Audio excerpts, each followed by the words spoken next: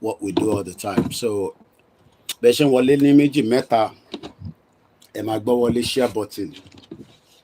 While I prepare all the platforms ready, and then we start our discussion on Euroban Nation, no going back. If you're new to the platform, the glasses me wa. Emagbo Wale share button, ni meji meta Beshen Wale. So what is happening now is that I'm setting up, and as we do here, it takes it to set up, especially on phone and low software. So I have a measure of equilibrium. Nature is about balance, you know. I have been sick of this one. I have been sick of this controversy over living wage or minimum wage. And I believe that something is seriously wrong with the heads of many of our leaders.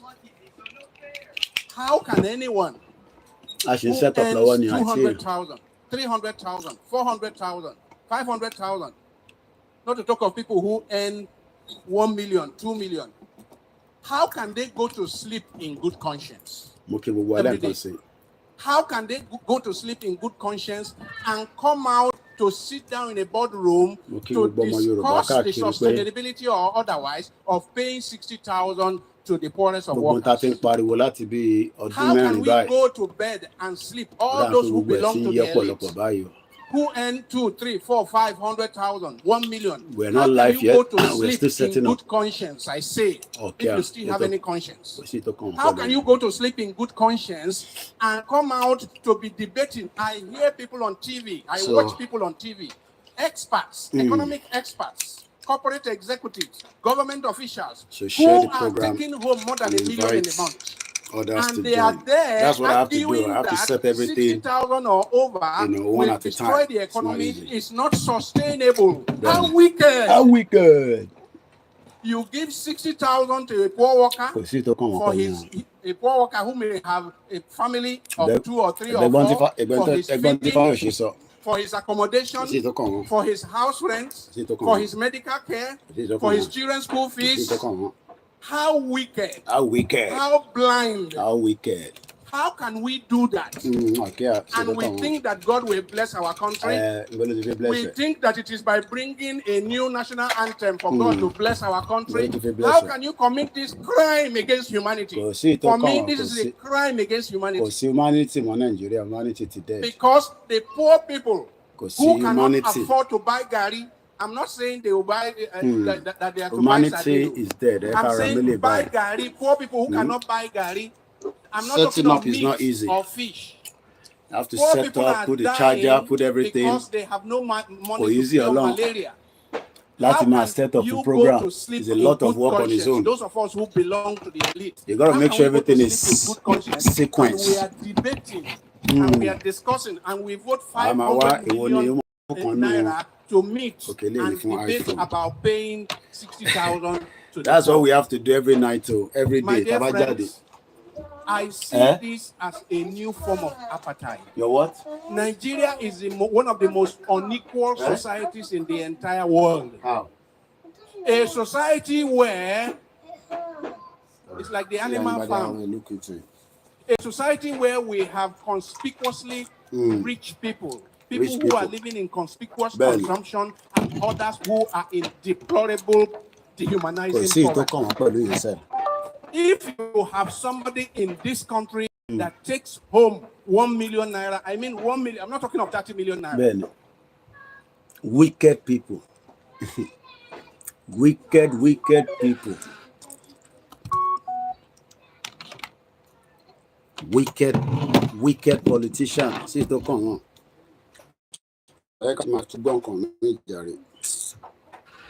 You're wicked. Too much. This finance is too much for this country. Please, if finance work, you cannot protest. We are. But into what shall listen, I'm a counter protest. Mati jáde báyìí. Àwọn ará Lagos Island ní ìyà wọn pé ká fi wọ́n sílẹ̀. Pé Koiki shut up. Ah, suffer. Ìyà jẹ wá. Kí ni problem ẹ? aláwọ̀ Nàìjíríà counter protest ó tún jáde báyìí o. Ìyẹn ti rí counter protest. There's another counter protest too. I'm not joking o. Àwọn èèyàn máa ń counter protest in tó ń lọ. So we have to set up, make sure the background is okay. You know, that's the way we prepare the program. So every now we have to prepare, we have to get the angle. So mo ti bẹ̀rẹ̀ program, I'm still doing my setup. So we Aloja, we go protest, we go open our nyash, we go open our breast. We go open our nyash, we go open our breast, we go protest. Too much stubbornness, too much for this country. But before you wish self, you go. Sherry, listen, about the program, listen, taba charge late. So what happened then is taba tin ṣe program lo, ako ma ṣe ta ako lo ku moyan lẹ́nu ni. So gbata de sí ní Nigeria, èmi níná ní bíbá. Nigeria ni wọ́n ti níná. Inú òkùnkùn ló wà. Láti over 63 years. So I plug it to make sure that everything is rolling. So eka tún máa gbọ́ too much sufferness. Too much sufferness. Too much. Please. I'm a prepare for méjì. I'm ready now later. Gari 2,000 naira. Okay. This one my father bought me. Ní sùúrù. 1,000 naira peso of gas. Bàbá gbogbo wa ní Nàìjíríà ti fi jìyà, so ẹ má máa yẹ ká máa dárúkọ dádì gbogbo wa. Dádì wo. Only since my father born me. Òyìnbó tó yẹ pé ó mọ̀ pé since they born our forefathers, ìyà ló fẹ́ ká máa jẹ. Only since my father born me, I've never witnessed Gary kinikan. So mon set up now. So this is the way we do our setup. The selling is 2,000 naira now. It's too much. The governor is too much. People say it's right. The recovery is 1,200 naira. For what reason? It's too much. It's too much. Na pama we dey eat o. But we're going to rise up. Ejika agun. 1,200 naira. 3 pieces of. Wàhálà ti pọ̀ jù. Kì í ṣe ilé kí ló ṣe tó ń disconnect rẹ̀. Òkè ó ti tán ní àbí báwo. Oya bàbá kílẹ̀ yín sọ̀sà. Ẹ má ẹ̀kọ́ sun yín o bàbá. Àwọn kan máa ti ń counter protest báyìí. Kí ló dé tẹ̀ mú gàrí lójoojúmọ́? Kí ló dé? Ẹ̀wà náà ti wọ́n. Kí ló dé? Gàrí ọ̀gá ti di 1-2. Kí ló fà? Ó ti sú mi, orílẹ̀-èdè ti sú mi. Báyìí kọ́ ni wọ́n bá tẹ́lẹ̀. Gbogbo àwọn tí wọ́n ní ọ̀la yìí, ẹ̀kọ́ ọ̀fẹ́ ni wọ́n kà o. Wọ́n ní báyìí kọ́ lẹ bá tẹ́lẹ̀. Ẹ̀kọ́ Awólọ́wọ̀ ní gbogbo yín kà, ó ti sú yín. Ọba àwa nǹkan ṣe ṣe. Adéforíṣi. Bàbá ní orí òun ti pa. Ó ti sú a o. Orí òun ti pa. Orílẹ̀-èdè wọn bá wà nǹkan ṣe. Mo kí bàbá mi Gbóyèga Rafiu, Adams Ọlámilékan. Ṣé fẹ́ máa wo time náà? Ṣé kí n gbé kí time yẹn máa ṣó lókè? Mo fẹ́ kí Yorùbá Nation ẹ̀ ṣó. Kò easy. Stunt Sam, má dá lóhùn jàre. Ọmọ àlè ni. So easy, we want to make sure everybody can pick some kind of, that's the difference if you're using a software. To ban the software, you will not face all these difficulties. Everything just goes sequence. But since I lose software, that's how we have to deal with it. So, ṣé mo fi tọ́nà tó pọ̀ sójú báyìí because iná ẹ̀ gan máa ń dóoru múyàn. Ẹ hàn pé mobile studio dẹ̀ níbí báyìí. Mobile studio ni mò ń lò. So, setting up is one of the most daunting tasks to start a program. Mo kíya alálùbáríkà ìyá tó bí mi lọ́mọ. Ẹ káàbọ̀ sórí ìkànnì wa again. Mo ní FT busy látàárọ̀ àtẹ̀ráyè sọ̀rọ̀. Ẹ bá parí program ká tó lọ sùn. A ní ká tún jáde ká èmi ti jẹ wọn so that mo ti ní strength díẹ̀ padà. Ṣé gbọ́ wọlé share button? Ẹ gbọ́ wọlé share button yìí wa ẹjọ́. Wọ́n ní ìlú yìí ti sú wa. Kí ló sú wa nínú Nàìjíríà? Kí ni nǹkan kan tó sú gbogbo wa nínú Nàìjíríà? Ṣé ìyà ń jẹ wá ni? Ṣé bí ń pa wá ni? Kí ni the main reason tá a ṣe ń sọ pé Nàìjíríà ti sú wa? Ẹ má bínú ẹ̀yàn wa. A lot of movement. Báyìí máa ń ṣe nìyẹn ká tó bẹ̀rẹ̀ program kò easy o. Yín kàn máa dé ni ẹ kàn máa wo program. Ọmọ Koiki is live. Mọ wàhálà tí Koiki ṣe kó tó set up. Tó bá yẹ pé stable studio ni mo ní nísìn. a ní máa ṣe lè lójoojúmọ́ onítorí pé kò ń ṣe permanent studio ni mo ní ìyẹn ló ṣe pè ní mobile studio ẹ má bínú and when it's a mobile studio it means that a lot of things has to be adjusted blah blah blah ó dà kó dúró bẹ́ẹ̀ so gbogbo akọ ìnà á máa dán yánmyán tẹ́yìn bá ti wọlé ẹ̀yin ò ní mọ bó ṣe ń lọ mo ṣì ń lose space níbí báyìí so mo ṣì ní láti wá díẹ̀ báyìí Paris TV mo kí ẹ kò easy Ọlọ́run jẹ́ kó easy ni ok ó dà pé mo ti ní free leg because nígbà míì náà ẹ fẹ́ kẹ́sẹ̀ yín kó free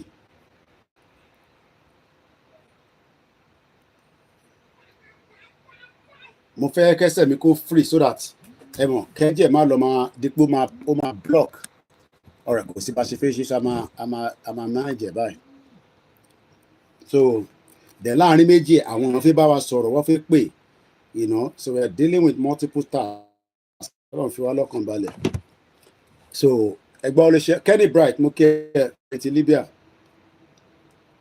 you know so a ṣe ń wọnú agbami ètò yẹn lọ díẹ̀díẹ̀ ìbò clear ní láti tún lo eléyìí owó náà lòun mo máa jẹ tí bá tún lọ tan eléyìí nísìn a máa rí ibi mítà tó pọ̀ òkè mo ti charge laptop eléyìí so mo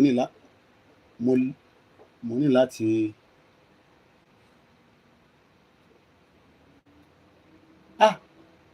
irọ́ ni o wọ́n náà bá ẹni sọ̀rọ̀ ọba olókùn kẹ̀ ń bọ̀ èyí bíbá yà gbọ́dọ̀ sọ̀rọ̀ ká kọ́kọ́ má mú confirmation dó ẹ̀gbọ́n mi ò ní parọ́ náà ẹ̀gbọ́n mi Al-Maroof kò ní sọ̀rọ̀ kó má rí bẹ́ẹ̀ wọ́n náà bá kan ti ṣaláìsì sọ yẹ kébì náà kọ́kọ́ mú confirmation yẹn kí tó dárúkọ ẹ̀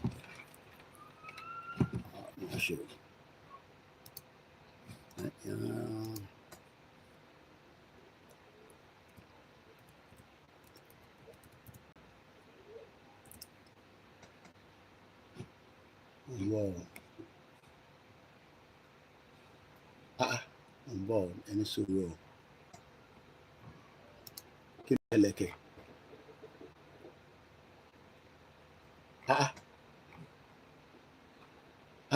kí ló ṣẹlẹ̀ báyìí ẹ má wọrí màá ṣàlàyé tó kú fún yín mo kàn fẹ́ mú ní Ọ̀yọ́ Túnjí African Bay tó wà lamẹ́ríkà yẹn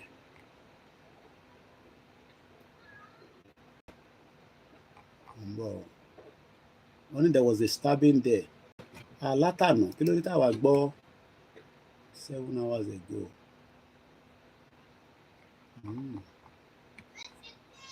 wọ́n ní ẹran tí man tó wà ní Ọ̀yọ́ Túnjí yẹn wọ́n náà fi ọ̀bẹ wọ́n fi stab ẹ̀ ó dẹ̀ ti ṣaláìsí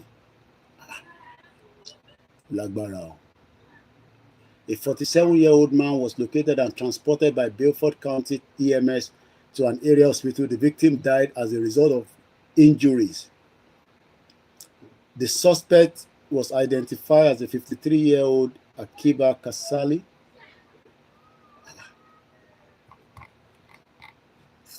Akílódé tí àwọn tí mi tá píkì news pé Ọ̀yọ́ Túnjí village ẹ rántí Ọ̀yọ́ Túnjí village yẹn wọ́n ní bọ̀bọ̀ tí ó jẹ́ ọba wọn kábíyèsí yẹn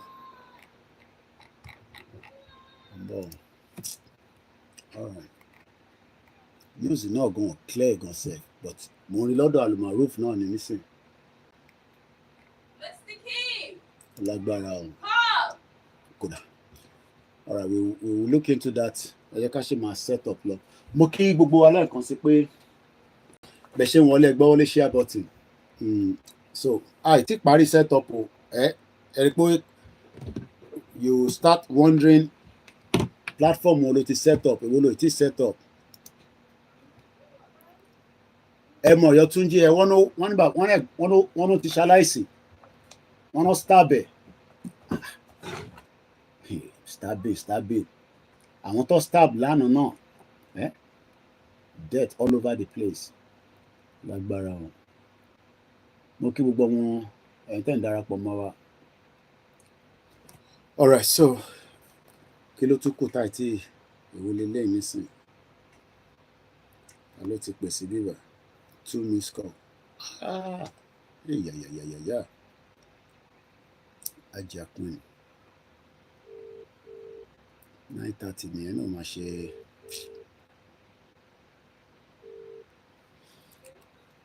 Ẹ̀rọ tẹ̀tí tó wà lórí program. Ṣé 9:30 ló ní ká pè òun 9:30.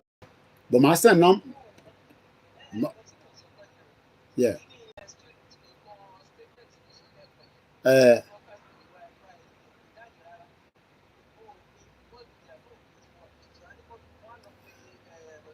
Because ọmọbìnrin ó ní pé òun ní problem something like that. Èmi ò dẹ̀ tẹ̀. Okay, màá pick audio yẹn ni. Màá pick audio yẹn nísìn. Màá pick audio ẹ ṣe gan-an lọ́jà. Ẹ ṣe gan-an. All right. Because statement kan jáde ọ̀rẹ́ jẹ́ ká sáré pick yẹn látòrí world media àwọn YSDM nípa protest ọ̀la. Ká sáré pick yẹn ká máa gbọ́ yẹn lọ. Fáànì gan pariwo ní background òrùdà máa mú yàn àti wà ní wẹ́dà tí alright níbo ni Yorùbá world media okay so alright wọ́n ti wà live ká máa gbọ́ nǹkan sọ lọ ní background. Igboho released from detention in the Benin. wọ́n nígbà tó di ọjọ́ kẹtàdínlọ́gbọ̀n ìyẹn ti ṣe ọdún tí àwọn nílẹ̀ yìí ti ṣe oṣù keje nígbà ní Igboho ṣe àbẹ̀wò sí ọba tí a mọ̀ sí Benjamin Ọláìtàn ti ṣe ọba onímẹ̀kọ ti ìlú Mẹ̀kọ eléyìí tó fi kalẹ̀ sí ìlú Ògùn State látàrí bí ọba ọ̀hún ṣe ṣe takuntakun látàrí pé bó ṣe takuntakun láti pé kí wọ́n forí Sunday Igboho sílẹ̀ nígbà tó wà ní àtìmọ́lé àwọn ọlọ́pàá ní ìlú Benin Republic tó sì lọ fi ẹ̀hónú ẹ̀ràn gẹ́gẹ́ bí wípé tá a bá ṣe ní lóore ọpẹ́ òun náà ní àádú. Igboho underscored that his focus remained on Yoruba self-determination and that he and Professor Banji Akintoye are not involved in organizing or supporting the upcoming protest. Ìgbọ́n sọ pé ìpínlẹ̀ owó ìyípadà látàrí tó ń gbàgbọ́ pé kí ìjàmbá ilẹ̀ Yorùbá kó dádúró òun náà nìkan ni ohun tí òun náà tó sì jẹun tí ó jẹ ológun. Bẹ́ẹ̀ sì ni ẹni tó ń gbà fún ìyẹn tó ń gbàgbé pé o àwọn náà ò ní nǹkan méjì bí kì í ṣe pé kí ìran Yorùbá kó dádúró. Látàrí ìdí èyí àwọn méjèèjì àti àwọn tí wọ́n ń tẹ̀lé wọn àwọn olówó nínú ìjàngbara tàbí ìwọ́de eléyìí tó ń bọ̀ lọ́nà yìí o pé kí wọ́n má fi ẹ̀rẹ̀ yí àwọn lára àwọn òfin gbọmọ sára. Igboho noted that while he supporting Nigeria's right to protect against the country's economic challenge, including inflation and poverty, his efforts are directed toward achieving Yoruba independence under determination of self-determination principle. He urged media outlets to avoid spreading misinformation about his stance and to respect the right of Nigerians to protest if their choice. Bẹ́ẹ̀ tẹ̀síwájú wípé ibi tó ń dúró sí o, ó dàbí wípé ó ń ṣe fà láti tẹ̀lé àwọn Nàìjíríà tí yà ń gbé sí ebi pa tí ìjàngbara ń jà láàmú látàrí bí ètò agbórílẹ̀-èdè Nàìjíríà ló ṣe gbé ẹnu kọlẹ̀ tí ò sì lè dúró mọ́ àti bí ọ̀nà tí àwọn èèyàn ń gba jìyà tí wọ́n ní oúnjẹ ẹ̀mẹ́ta jẹ lójúmọ́ bó ṣe dùn tó gbogbo fáwọn èèyàn yìí. Ó lọ bá akẹ́kọ̀ọ́ òun sì rí pé rẹpẹrẹ fún wọn láti rí pé wọ́n lè jáde wọ́n lè ṣe ìwọ́de eléyìí tí ó gbé ní ìbámu pẹ̀lú òfin ilẹ̀ Nàìjíríà pé wọ́n lè ṣe ìwọ́de wọ́lọ́wọ́ ẹnikẹ́ni tí ó bá nífẹ̀ẹ́ láti ṣe ẹnikẹ́ni tí ó bá wù láti ṣe tí ó sì ní mú jàgídíjàgan tàbí wàhálà dání o. Ó wá fi àsìkò yìí ó gba àwọn mídíà tí wọ́n ń bẹ́ ń ta àwọn gbé iṣẹ́ yìí gbọ̀dọ̀ bí dẹlẹ́rù agbègbè ti dọ̀kọ̀ ni pé kí wọ́n dàbí kí wọ́n dábàá o kí wọ́n máa rú ọ̀rọ̀ tí wọ́n yóò máa gbé o kí wọ́n sì máa ṣèwádìí tí wọ́n máa dáadáa wípé ibi wọ́n bá gbé ó náà ní àwọn èèyàn rò pé yóò tọ́ ni kí wọ́n sì máa jẹ́ pé wọ́n ṣe àpọ́nlé ẹnikẹ́ni ní ipò àti ibi tí ó bá wà o láti bọ̀wọ̀ fún onítọ̀hún tí ó bá sọ. So Sunday Igboho will feel that another letter will be sent to Bola Ahmed Tinubu an international body to advise negotiation for the Yoruba exit from Nigeria. Igboho tẹ̀síwájú pé ó ṣèpinnu pé àwọn yóò tún gbé ìgbìmọ̀ nínú jáde tó yóò tún kọ́lé sáré sí Tinubu pé kí wọ́n tó dábọ̀ kó ṣe ìpàdé pẹ̀lú àwọn láti rí pé lórí ilẹ̀ Yorùbá ó dá dúró láìsí wàhálà tàbí gbòògàn láàrin wọn. The current economic crisis in Nigeria marked by soaring inflation and plumping nation currency has led to widespread hardship. Despite recent increases in the minimum wage of 70,000 naira, which is equivalent to $43 per month, the impact of inflation and the current deflation has led many Nigerian struggle. Ìgbàgbọ́ ìsíwájú pé pẹ̀lú ọ̀pọ̀lọpọ̀ wàhálà àti ìgboro kẹlẹ́ tó ṣẹlẹ̀ látàrí pé ìrìnàjò orílẹ̀ Nàìjíríà bó ṣe gbẹnu kọlẹ̀ ẹ̀túnbẹ̀ pé níṣẹ́ ní owó ọjà gbogbo olórí o ẹ̀fì 70,000 ṣe ní mímọ́ wage àwọn òṣìṣẹ́ bag of rice wọ́n di 100,000 kí ni kí wọ́n ti ṣe ọ̀rọ̀ wo ni ó gbà ẹni tó ní ìyàwó kan tó tún ní ọmọ méjì báwo ni ó ṣe ṣe ọ̀rọ̀ yóò níbi wọn kámúrú ẹ̀kún káfí lájà lọ́wọ́ ọ̀rọ̀ yóò níbi wọn. ó ní tìjọba orílẹ̀ sọ́ra yìí o nítorí pé nǹkan tó ń ṣẹlẹ̀ ní Nàìjíríà ó kọjá àfẹnusọ Nàìjíríà ní kòdò ní pure water tó ti já nídìí. The crisis is allegedly attributed to President Bola Ahmed Tinubu policy, including the partial removal of the fuel subsidy and the current floating, which has driven up price. Ó ní ilé ìwòsàn yìí lábẹ́ Bola Ahmed Tinubu bí wọ́n ṣe yọ owó orí epo ọ̀gbìn eléyìí tí ó ṣe àfihàn fún ìjọba àwọn àmì àpáṣẹ tí wọ́n fi ń sọ̀pọ̀tà àwọn aráàlú wọ́n dẹ̀ bọ́ sí yọ̀pọ̀ àwọn tó fẹ́ pé irọ́ ni IMF pẹ̀lú World Bank ti sọ pé irọ́ ni kò rí bẹ́ẹ̀ tó sì ní gbé sọ̀rọ̀ ẹ̀rọ ó lélẹ̀ yìí ló fà á tí owó ọrọ̀ ajé olùkọ́ orí ọgbọ́n. As Nigerians face the challenge, some regions are preparing for protest to address the economic situation. However, leaders and as residents of Western region home to the ethnic group have stated they will not participate in the protest. Ẹni bí àwọn orílẹ̀-èdè Nàìjíríà tí wọ́n ṣe ń gbìyànjú àti kóra wọn pọ̀ láti ṣe ìwọ́de lọ́wọ́ láti fi ẹ̀hónú hàn látàrí wípé ọrọ̀ ajé tó dẹnu kọ lórí Nàìjíríà o. Ó ní àwọn tí wọ́n kóra wọn jọ tá a mọ̀ sí àwọn apá kan ìwọ̀ oòrùn ilẹ̀ Nàìjíríà àti apá kan ọkọ̀ alẹ́ ọ̀hún. Àwọn àti sọ pé rárá o, àwọn ò ṣetán láti darapọ̀ mọ́ irú ìwọ́de bẹ́ẹ̀. In January 2014, President Ahmed Tinubu and several current government officials mobilized Nigeria in the protest known as Occupy Nigeria to oppose President Goodluck Jonathan plan to remove the first subsidy.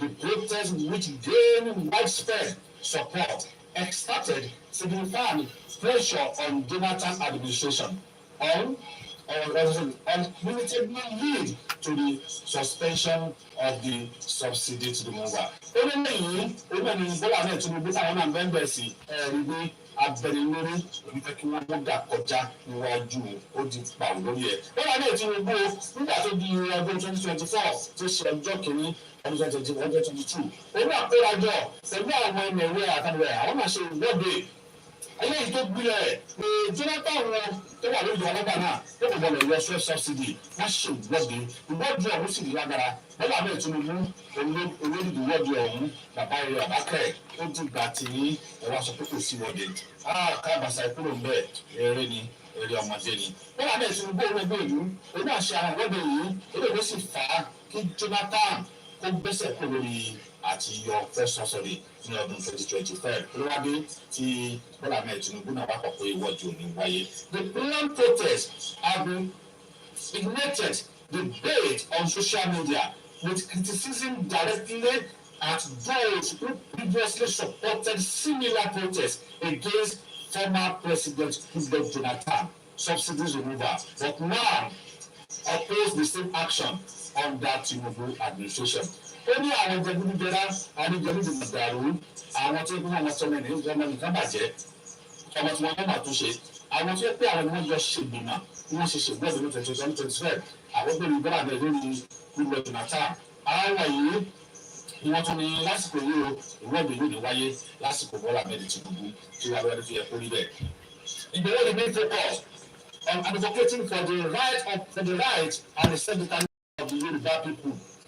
To border international turmoil ọmọbìnrin obìnrin nìkan ẹlẹ́bìnrin jáde wọ́n gbọ́ kò lọ kò sí níṣẹ́ tó ní pé kó dúró fún ìjàngbara ilẹ̀ Yorùbá the claimer Chief Sunday Igboho Adeyemo is less concerned about under protest propaganda.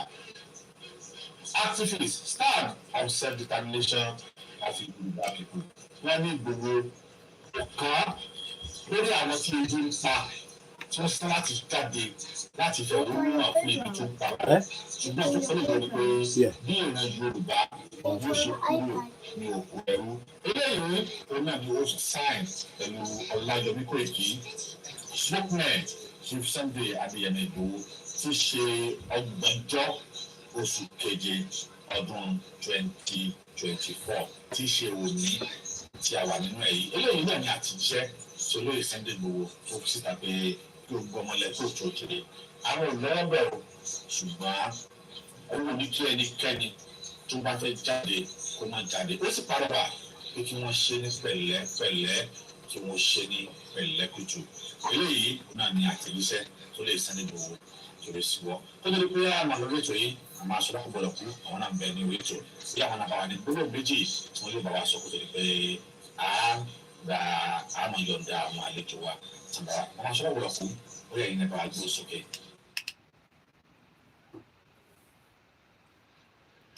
Mo kí gbogbo ẹ̀yin màmá àti bàbá mi lórí ètò yìí àkúṣẹ́ ìlú àkúkólẹ̀jà lórí ọ̀rọ̀ ìwọ́de tó ń bọ̀ ní ọjọ́ kìíní oṣù kẹjọ ní ọdún yìí nǹkan tí àwọn bàbá wa fi lélẹ̀ tán dẹ̀ fi síwájú òun ni wípé gbogbo àwa tí à ń jà fún ẹ̀tọ́ ọmọ Yorùbá láti kúrò nínú ìdè orílẹ̀-èdè Nàìjíríà àwa kọ́ ni a ṣe agbátẹrù ìwọ́de yìí pàápàá a lè sọ pé kí àwọn ọmọ ìlú kán má jáde nítorí pé gbogbo ala mọ̀ bí ìlú ṣe rí fún ìdí èyí a fi lélẹ̀ wípé gbogbo nǹkan tó ń lọ yìí àwọn bàbá wa Professor Banji Akíntóyè àti bàbá wa Sunday Adisa ọmọ Adéyẹmọ tí gbogbo àmọ̀ pé Sunday Igboho a fi lélẹ̀ pé wọn ò mọ nǹkan kan sí ìwọ́de yìí àwọn dẹ̀kọ́ ni wọ́n ṣe agbátẹrù ìwọ́de tí ó ń bọ̀ yìí tí àwa ọmọ Yorùbá lọ́kùnrin lóbìnrin tí a bá rí wípé a fẹ́ jáde fún ìwọ́de yìí ká fi ojú wa sílẹ̀ dáadáa ká má jẹ́ kí àwọn àtọ̀húnrìnwá kí wọ́n ba nǹkan ìní wa jẹ́ kí àwa náà má dẹ̀ darapọ̀ mọ́ àwọn tí wọ́n bá ń ṣe jàgídíjàgan nítorí pé tán bá bàjẹ́ tán tiwa ló máa dà tídìí bá bàjẹ́ tónídìí ló máa dà màá fi ìlú tèmi ti wá ọmọ Ṣàgámù lèmi màá fi ṣe àpèjúwe àkàwé fún gbogbo wa ní ìwọ́de tó kọjá lọ ní ìlú Ṣàgámù gbogbo ilé owó pátápátá tó wà ń bẹ̀ ni wọ́n bàjẹ́ tí wọ́n jó títí di bí mo ṣe ń sọ̀rọ̀ yìí ìyà yìí ń jẹ wá ní Ṣàgámù tí ó jẹ́ pé a lè lọ ilé owó àfi ká lọ sí àwọn ìlú ìgbèríko wa láti lọ lo ilé ìfowópamọ́ ẹ má jẹ́ kí a sọ gbogbo ohun ìní Yorùbá ká sọ di eérú tí kò ní wúlò fún wa mọ́ ẹ jẹ́ kí a mọ nǹkan tí à ń ṣe ká jáde wọ́rọ́wọ́ ká wọlé wọ́rọ́wọ́ gbogbo ọmọ ìlú ló lẹ́tọ̀ọ́ láti fi ẹ̀hónú wọn hàn fún ìjọba àti fún àgbáyé tí inú wọn ò bá dùn sí bí ìlú ṣe rí ṣùgbọ́n wípé Euroban Nation ni ó ṣe agbátẹrù ìwọ́de irọ́ ńlá ni àmọ́ tí àwa gbà yìí ni pé gbogbo ẹni tó wá fẹ́ jáde fún ìwọ́de náà ẹ má lọ ṣe jàgídíjàgan ẹ má bà nǹkan ìní yín jẹ́ ẹ jẹ́ kí ìjọba kan mọ nǹkan tó ń dùn yìí tòmátò mẹ́rin tó di 400 naira ẹgbẹ̀rún mẹ́rin ó tó ká ṣe ìwọ́de fún ṣùgbọ́n ẹ jẹ́ ká rántí wípé tídìí bá bàjẹ́ tónídìí òun ni ó máa ń dà ẹ ṣe.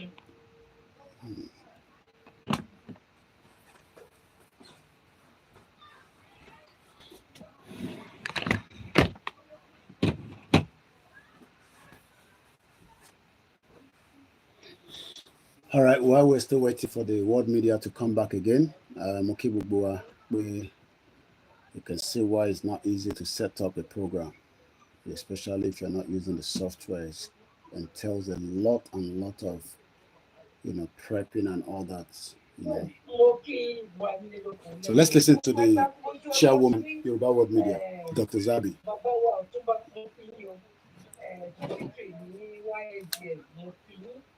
ẹ kò fi ọmọ ènìyàn ṣe ẹ kò ó lè dá ádá fún alágbára lọ́wọ́ Ọlọ́run ẹ̀yin ìyá wa bàbá wa tí ẹ wà lé bó ṣe jẹ́ gbọ̀ngàn òun gbogbo wa òun la ti gbọ́ yẹn wípé mo rò bá tó bóyá bíi 2 weeks ago tí lèmi ti sọ̀rọ̀ yìí mo bí iṣẹ́ ni wípé ẹni tó bá fẹ́ lọ ní kẹ́ ẹ má lọ pariwo bàbá wa Akíntóyè ẹ má lọ pariwo bàbá wa Sunday Igboho ẹ má pariwo Yorùbá Nation ẹ̀tọ́ wa ní láti jáde bọ̀ kò ń ṣe ẹ̀tọ́ wa láti bà nǹkan ìní wa jẹ́ torí wípé ó tiẹ̀ lówó yẹn fún nǹkan tó bá jẹ̀gbọ́n rí jẹun rí mọ́ wọ́n tún wá máa fọ excuse wípé òkè torí fún ọba nǹkan jẹ́ ni lọ́ ṣe ń ná owó yẹn ẹ jẹ́ ká ṣe gbogbo nǹkan tá a bá fẹ́ ṣe pẹ̀lú ọgbọ́n ni ọ̀rọ̀ yìí gbà ẹ jẹ́ ká ṣọ́ra torí báwọn pípù yìí ìmúrasílẹ̀ fún wọn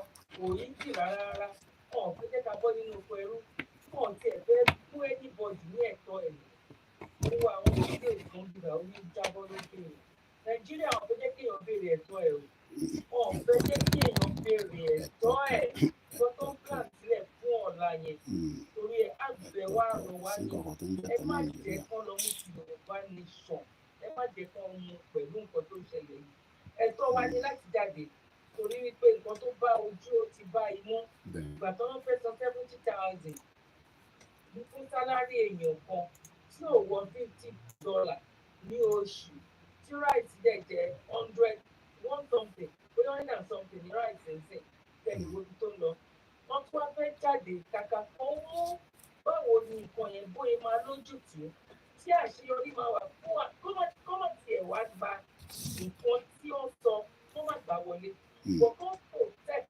àwọn tó fẹ́ wá fi èrò ní wọn hàn wọ́n fi ń wé ti endsars àwọn olóba ti endsars jẹ́ gbogbo ojú wa ló ṣe lọ náà nìyẹn ọ̀hún nítorí wa fún àgbọ̀ agbára lọ́wọ́ Ọlọ́run Yorùbá Nation làwọn bá dúró lé lórí mo máa ń sọ mo ní kí ni plan A wa Yorùbá Nation plan B Yorùbá Nation títí dé set èmi ò tí ì rí ẹni solution kankan yàtọ̀ sí Yorùbá Nation anything kan bá wá polówó anywhere tẹ́ bá ti dá nǹkan kí nǹkan èdè kò sí nǹkan tó wọ́n fẹ́ fà wá padà sẹ́yìn Yorùbá Nation làwọn dúró lé lórí bàbá wa ṣe Sunday Igboho òòṣà owó bàbá dání ọ̀hún sọ wípé àwọn fẹ́ kúrò nínú Yorùbá Nation ọ̀dẹ̀ ní ká má jáde gbogbo wa la mọ̀ wọ́n ń ṣe ní ìlú òyìnbó wípé a ní freedom láti fi èrò inú wa àwọn ìpé bóyá ń ṣe wá lélẹ́yìí ara nǹkan tí ṣe Sunday Igboho ń sọ nìyẹn wípé a ní ẹ̀tọ́ sí bọ̀ kí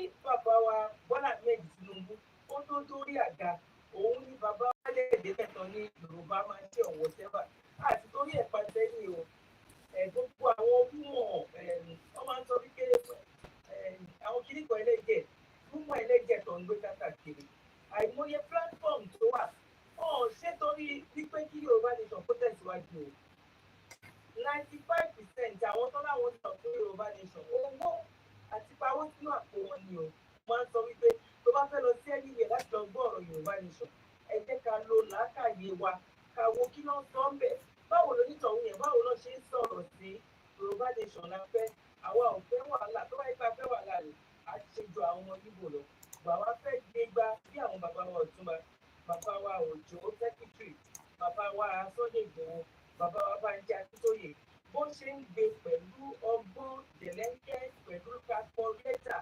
kàgbégbèsè bí àwọn kan ṣe ń gbé àwa kọ́ ní nọ́mbà 1 tàbí àwọn kọ́ fẹ́ jáde lórí ẹ̀dùn akíù ni àwa náà wá àwọn èèyàn kan wà wájú wọ́n ní báwọn náà ṣe ń gbé irú ẹ̀ náà làwa náà fẹ́ gbé wọ́n má bàa fún wa ní orúkọ káàkiri gbígbà fẹ́ ti pààyàn fẹ́ di dàlúrú òun làwa ṣe ń gbé gbèsè bẹ́ẹ̀ ẹ má jẹ́ ká kánjú lábẹ́ tòkòrò Rome is not built in a day ẹ jẹ́ ká ṣe sùúrù gbogbo nǹkan tá a fẹ́ lágbára lọ́wọ́ Ọlọ́run ó máa tó wa lọ́wọ́ a sọpọ́ọ̀tì pé kán jáde fún nǹkan tó fẹ́ ṣe nǹkan fẹ́ lọ project good fine ẹ̀tọ́ wọn ni ẹ̀tọ́ wa ní torí ara ni everybody including àwọn tá a wà ní diaspora ara ni everybody kan ìrọ̀rùn ètò ìrọ̀rùn ẹyẹ nǹkan tó bá mú ara lé wa ìyá wa bàbá wa ẹ̀gbọ́n wa tàbúrò káràbà ni wọ́n ní ìlú Nàìjíríà ara ni àwa náà tá a wà ní ẹ̀yìn odi náà ni ẹ̀tọ́ wọn ni wọ́n dàgbọ́n ẹ̀tọ́ tàwa náà ní bíbá láti dájú pé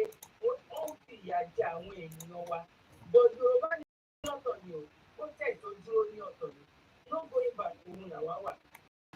ṣe kọ́lọ́n kò ṣe dáadáa fún wa ẹ ṣe gan ni tí ẹ gbà mí láàyè ẹ̀yin tí ẹ wà nílé ẹ bá wa ṣe ètò yìí kí mẹ́sẹ̀jì kó lè dé tó yẹ kó dé ẹ fi kọ́mẹ̀tì tí náà sílẹ̀ kẹ̀dẹ̀ bá wa láìkẹ́ gbogbo wa lájọ́ ṣiṣẹ́ yìí iṣẹ́ gbogbo wa ní pátápátá àwa ní àǹfààní alóore ọ̀fẹ́ láti gbójú bọ́ síta ẹ̀yin ní àǹfààní láti lè máa gbọ́ bọ̀ ẹ̀yin náà ẹ pàṣẹ ẹ̀sẹ́lómìn ẹlòmíì náà pàṣẹ ẹ̀sẹ́lómìn àjọ ń ṣiṣẹ́ yìí agbára lọ́wọ́ ọlọ́run gbogbo ìdákojú ọwọ́ ṣe àdìpẹ̀yìn wọn dànù àdìjọra wa lójú àwa ò ní ṣìwì ẹ̀yin wà ní ṣìwà gbọ́ lágbára lọ́wọ́ ọlọ́run God bless you one love ẹ ṣe gan ni.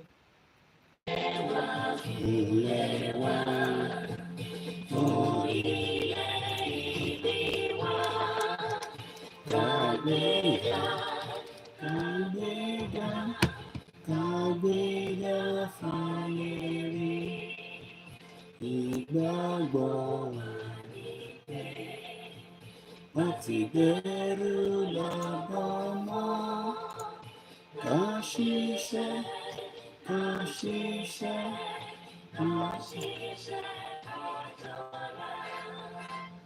ìṣàkóso òmìnira ìkẹjẹ ká máa lè bá tẹ̀síwájú fọ́pọ̀ ire àtọ́ dára ọmọ ogun àdìgẹ wá sí ipò ẹ̀tọ́ rẹ ìwọlé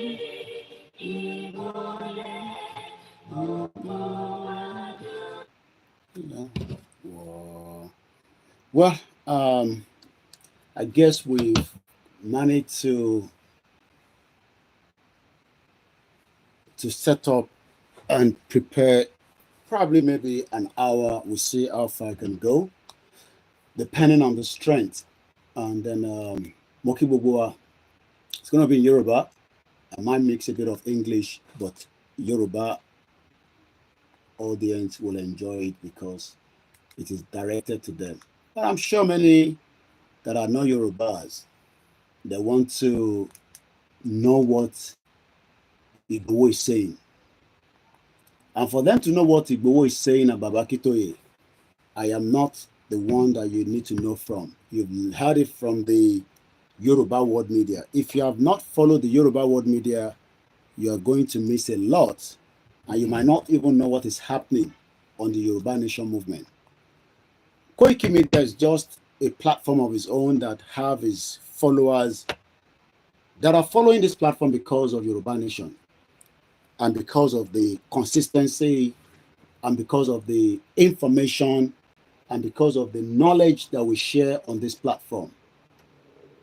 So if you're new to this platform, please do everything to respect our audience, our listeners. I do allow you to criticize me because I am not Boko Haram or Buhari, the bomb bastard, neither am I Tinubu, that is now doing everything to want to discredit Oloye Igboho by coming out with his gimmicks as usual. Because the Yoruba people know Tinubu very well. Because we know what he can do by trying to portray Babakitoye, an 89-year-old man that is going to be 90, God's willing, and God will spare his life so that he can deliver us fully out of the declaration of Euroban Nation that we are all campaigning for. So my job is just one out of a special job that gives me the room to switch on my television, and allow people to come in and sit down and start thinking, what the hell is he going to be talking about again tonight? Is he not satisfied with the one he said some few hours ago? What more can he say that he will not go and sleep? But what they forgot to understand is that there's a difference between a media organization and those that are blogging. Our job is to bring everybody together and try to understand Nigeria, not the way others have tried to do it. That is where we are different. Because others have done it in a way tó yẹ pé wọ́n fẹ́ ṣe pé ẹ má sọ̀rọ̀ báyìí, ẹ̀rọ báyìí ni kẹ́ sọ. Or, don't protest. It's Tinubu that is there. Who the hell is Tinubu? Tinubu is just an ordinary human being that the creator of our time allowed him to become the president. He would have been killed by Abacha, and nobody would have known Tinubu anyway. So for the fact that some of you now think that because Tinubu is in power, Jagaban is in power, Koiki, you cannot talk to Tinubu like that. Oh, come back home. And when you come back home, then what is going to happen?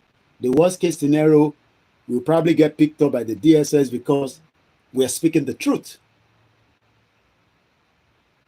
Okay, there's a lot of tension going on in South Pole. Police van has been set on fire. This is exactly why we say that as much as we want everybody to be going out for a peaceful protest, but things can turn quickly. And that is the reason why Yoruba people on the ground would have to open their eyes to see what is going to happen. Right now, South Pole stabbing, hundreds attend the vigil. 4 minutes ago, police van has now been set on fire, not in Nigeria, but in London, by the English. I want you, Bo. What if you not see Moto Olopa? I am not here to tell you to go and do the same thing in Nigeria because I know that that is what you want me to say. Koiki, you help us to say it. No, you will decide what you want to do, but our job is to say to the government, you cannot tell people to not come and protest. But a lot of our Yoruba, they are very skeptical about this protest. Am I skeptical? No. Because it is something that everybody knows is going to happen eventually. So let's give you the latest updates. A breaking news. A police van has now fire as clashes.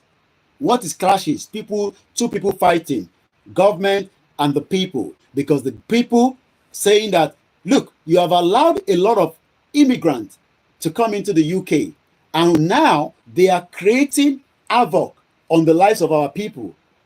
Okay, this is the same thing Igboho is saying. We have allowed immigrants to come into our territory, and they are killing our people. Let's stop it. Yoruba people say, no, Igboho, let's stop it. Kilo de to stop it. I'm going to put on the fan. Let me know if the noise is filtering through and I can end it. But the only thing is I'll just be feeling a little bit, hotty inside here. So let me switch the fan. I'll just put it on a very low key. But again, I might not make it to be moving around. I might just stable it. I know it's making a bit of noise, but if it's okay with you, just say, Koiki, it's okay. We don't want you to go too hot in your house. But if it's too much, I can take it off. So I'll wait for the comment, but I'll continue the program. Because sometimes that noise could be a little bit irritating. Koiki, just turn the bloody thing off. I want to listen to you. So what is playing out in Southport? There's a breakout at the Southport Mosque because the English people are saying that there are some people that have arrived in UK that they don't have a clue who they are. And they are now trying to push them back. How they're going to do that? It is fine. You need a cool air. Sure, I can turn it off. Let me say this. Nobody's against these, our neighbors. And when I mean our neighbors, the Igbos, the Hausas, the Ijaws, as many other ones that you can remember. We tend to talk about the Igbos and the Hausa, but we have a lot of others that are not always mentioned. But we know that you are part of Nigeria. But my problem is that àwọn kan tó wá dé tó ń pè ní Fulani. Look, we might sit here and say, look, Koiki, shut up. Not all the Fulanis are bad. Okay, we agree. But majority of them are killing us now. I'm sure you agree on that as well. Not all the Fulanis are bad. But the majority of the Fulanis that we have now are killing our people. And Igboho and Babakitoye said, oh, this is not fair now. Ele Yoda, stop killing us. You are killing us too much. Violent clashes have broken out between protesters and the police after a large crowd gathered outside a mosque in Southport. Footage of the protest has been posted on the social media, have now showed a police van set on fire and the crowd hurling bottles and bricks at the police huddled together with the riot shield. It comes as tension is rising, tension run high in the town following a yesterday stabbing attack that we can now confirm 3 children have died. Àwọn òyìnbó ti jáde. They are putting out their anger. Who are they putting the anger on? On the police, on the people that they believe that might be behind. I don't know who is behind the stabbing because the police have not confirmed that, and I cannot speak because it is still an ongoing investigation, and I'm not a blogger. And I want to make sure that whatever the police is saying to the journalists is the etiquette of what I should tell you tonight. But what I can tell you is that there is a tension. Tension is running high. I'm asking the question now. Ṣé tension in run in Nigeria by? Yes or no? Do we have tension in Nigeria? So if there's a tension in Nigeria, why is some media that have never talked about Euroban Nation? I saw Linda Ikeji posting about Igboho saying that, there's not going to be any protest. I saw the bomb bastard Mayegun saying that Igboho is not going to protest. I saw the other papers, but there were some that contacted us and said, Mr. Koiki, we know that you are still the spokesperson of Igboho, and I don't want to go and write anything that I have not confirmed with you. So Mayegun refused to confirm with me as the spokesman because he's probably jealous that he has not been given the position of a spokesperson. Or some say that because of other issues. So don't come here and try, to defend Mayegun as if he's a clean guy. Okay? But what I'm saying is there is a tension, as Mamami Comfort Ologunja say, Nigeria is going under tension, and whatever is about to play out within the next 48 hours, nobody knows. But yes, we must tell our people that we don't want any damage. Don't shoot the police. Don't destroy anything. But that will be subject to how the security operative will also manage the situation. If the situation is not managed, oh yes, nobody will do that. On this show, on this Euroban Nation, no. Not even Bishop Adeyemo will try to do that. As much as I know Bishop Adeyemo is a full member of the Euroban Nation. And I've told him, he has tried to call me, but I've been busy. You have to go and eat. And I've just been able to have a meal before we come back on air again. So what I'm trying to explain to us, and I welcome you all, is that when tension is rising because there's a blood going into something. And just reason say, I am not interested in anything apart from what benefits the people on the ground. And that is where we stand. That is where Igboho stand. But people now want to make Igboho a scapegoat. So somebody like Mayegun now think because he has some Igbos and then some few Yorubas that doesn't agree with Igboho because they can't do what Igboho is doing. Now they want to use Igboho as a scapegoat. Because I was listening to Shoya Koribe. I didn't listen to all the program Mayegun did. And please don't tell me, oh, Koiki, calm down. Don't talk about Mayegun again. No. We still talk about Mayegun. Maybe tomorrow I might not talk about Mayegun. Don't tell me not to talk about Mayegun. Not even Bishop Adeyemo, our political analyst on this platform. But what we are trying to explain to our people is that Mayegun is saying that during the Ninas, Remember that I was the one behind Igboho, even though you Yoruba people are told, your brother said, Koiki, put on face mask. Igboho did not put on face mask. Igboho put on face mask. Put on face mask. I was the one standing behind Igboho. Ẹrántí Bahinas. Wọ́n ní Máyégún wá sọ pé Ìgbòho ò ṣe bí ìgbà tí kò ṣe bí ìgbà NINAS tí a release statement tí Ìgbòho fi sọ pé a máa lọ sí border. I'm sure many of you remember that. Igboho said we will go and open the border. We will do this, we will do that. So Máyégún went to bring that video and say, Koiki, shut up. But Igboho is not doing that anymore. And I'm saying to Máyégún, you know, and I'm trying to be very, you know, my program, we don't talk about things like, you know, men and women body. But I'm saying to Máyégún, you know, be man.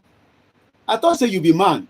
Oh, so when you only sit down on the screen is when you're a man. A real man will go back home and also take the job of what Igboho could not do.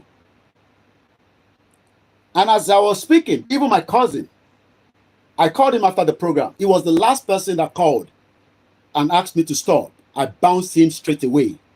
But I spoke to him after the program because we are still cousins. And I said to him, and he said, I understand. Don't even say, apologize or anything to me. You were hurt. That is what needs to be done. And he said to me, but I told you that Máyégún is not a loyal man. Olórí ẹbí wàhálà no sọ fún mi. But I am one person that tends to not, I believe that, you know, nobody's perfect. Let us all do what we can do. But it seems that Máyégún has been waiting for one day to go and bring his book and say, shut up, I pay you guys 40 million. Look, we spend that 40 million, but it seems that you must have got more than 40 million. You are only telling us about 40 million, but you are not telling us about the extra that came out of it. And there's nothing that we can say. Even the job that we are doing, if you say buy walkie-talkie 3, I might decide to buy 2, and then I use the 1 to pay for my own electricity. We know how this works. But one thing is, don't buy 1 and then say you buy 2. So Máyégún, don't give us that football that you pay 40 million. Yoruba people pay more than 40 million to your account. Okay? But let's come back to a current development, because this is what is going to happen in Nigeria with the current development of what is going to play out that nobody knows. Yes, we had my auntie, a great Yoruba woman that just returned back to UK. I can tell you that Sholako Bodoku, that Máyégún cannot compete with, as a woman, just returned back from Nigeria. She was in Nigeria. She had a program in Nigeria, just like Máyégún is saying, I am donating rice, I am donating book. Look, you can go and do that yourself. You don't have to send anybody. Because Sholako Bodoku just came back. Benny, this man, who is Máyégún to defame us? He thinks he has the numbers. He thinks he has the crowd, the Igbos that are watching his program. And some Yorubas, not all the Yorubas on that platform are not loyal to Euroban Nation. They don't even have to be loyal to Igboho. But if any Yoruba that is on Máyégún ever speak ill of Igboho, I am not going to be shouting tonight because my wife says, you don't need any shout anymore. Let me just say to you, you are as stupid as anything. Let me take the fan off because I know it's a little bit noisy. Don't worry, I'll manage. I will not die just because of, I mean, the window is open. It's just that, you know, the weather is, and today is meant to be a very hot day. So I can still manage. And if I feel warm again, I will turn it off. I will turn it on again. So don't ever, they want Igboho to lead a protest. What about Máyégún? Why not go to Nigeria? Because Máyégún is proving that Igboho is not as active as he is before. But Máyégún is a very, very unloyal person. I came out last week. I'm sure many people remember. Only 1 week now. When Igboho asked me to release the statement that we are clearing our bush, I am not sure whether Máyégún picked that press release. But it's more quicker to go and listen to Vanguard newspaper about what they wrote to decharacterize English na bastard. They characterize and short emotion.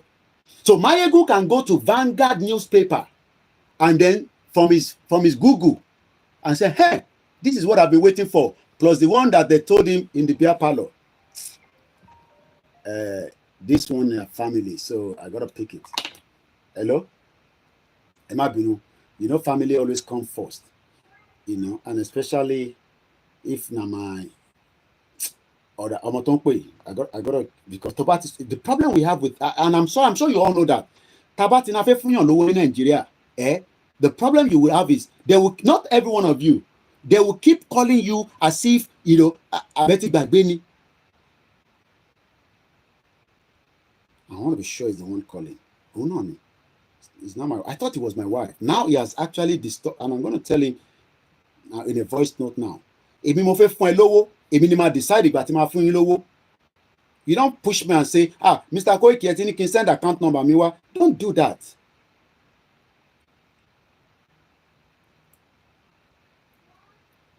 Now it's just to stop the whole, you know. Remember? Hello? Yeah. No, I know the program. Alpha.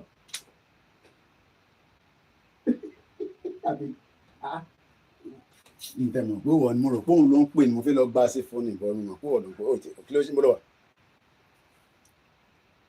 All right. Ibi yẹn, all right, má sọ̀rọ̀ púpọ̀, all right. Ọlọ́run aṣọ ìdílé, all right, I love you, all right, bye. Ọ̀rẹ́ máa kí ìyàwó mi gan rẹ́rìn kó mọ̀ pé mo tẹ̀mọ̀ pé ó ti gbé kọ́.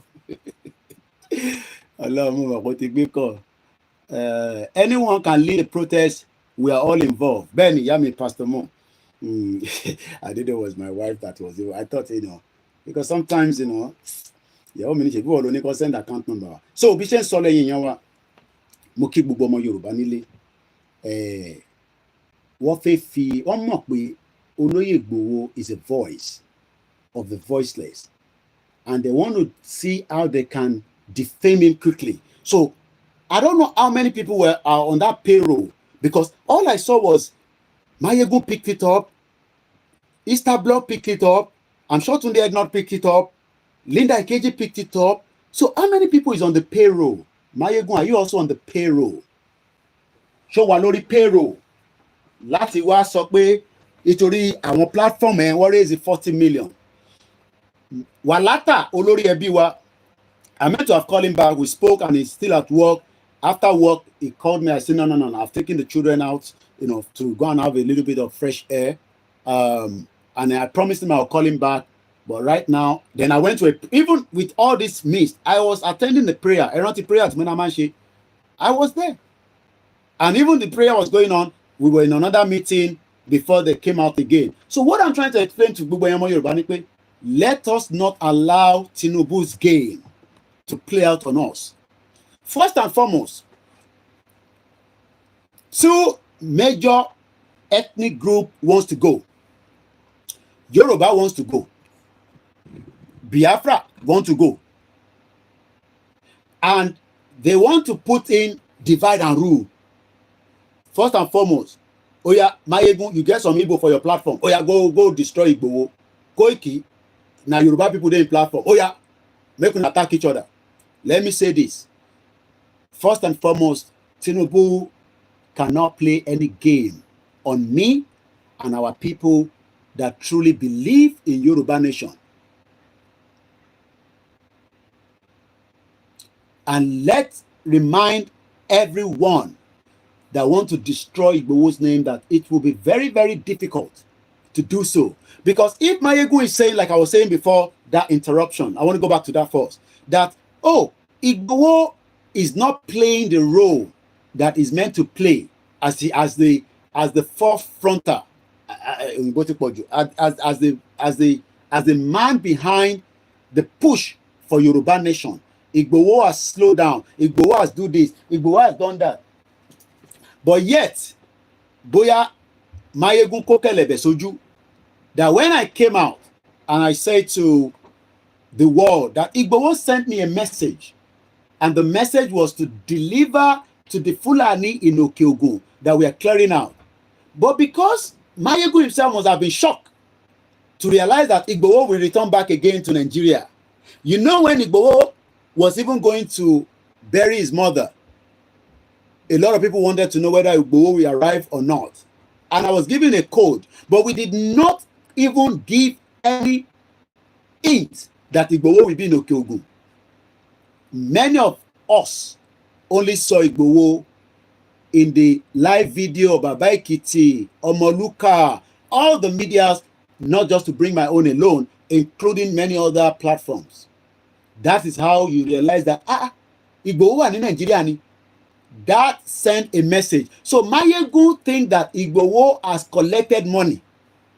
That is the reason why he can return to it. But Mayegun did not realize that Igboho has every right to come to Nigeria because, number one, Igboho is not a criminal. Moke Arole Oduduwa ni Adoni Mayegun Shekusheye.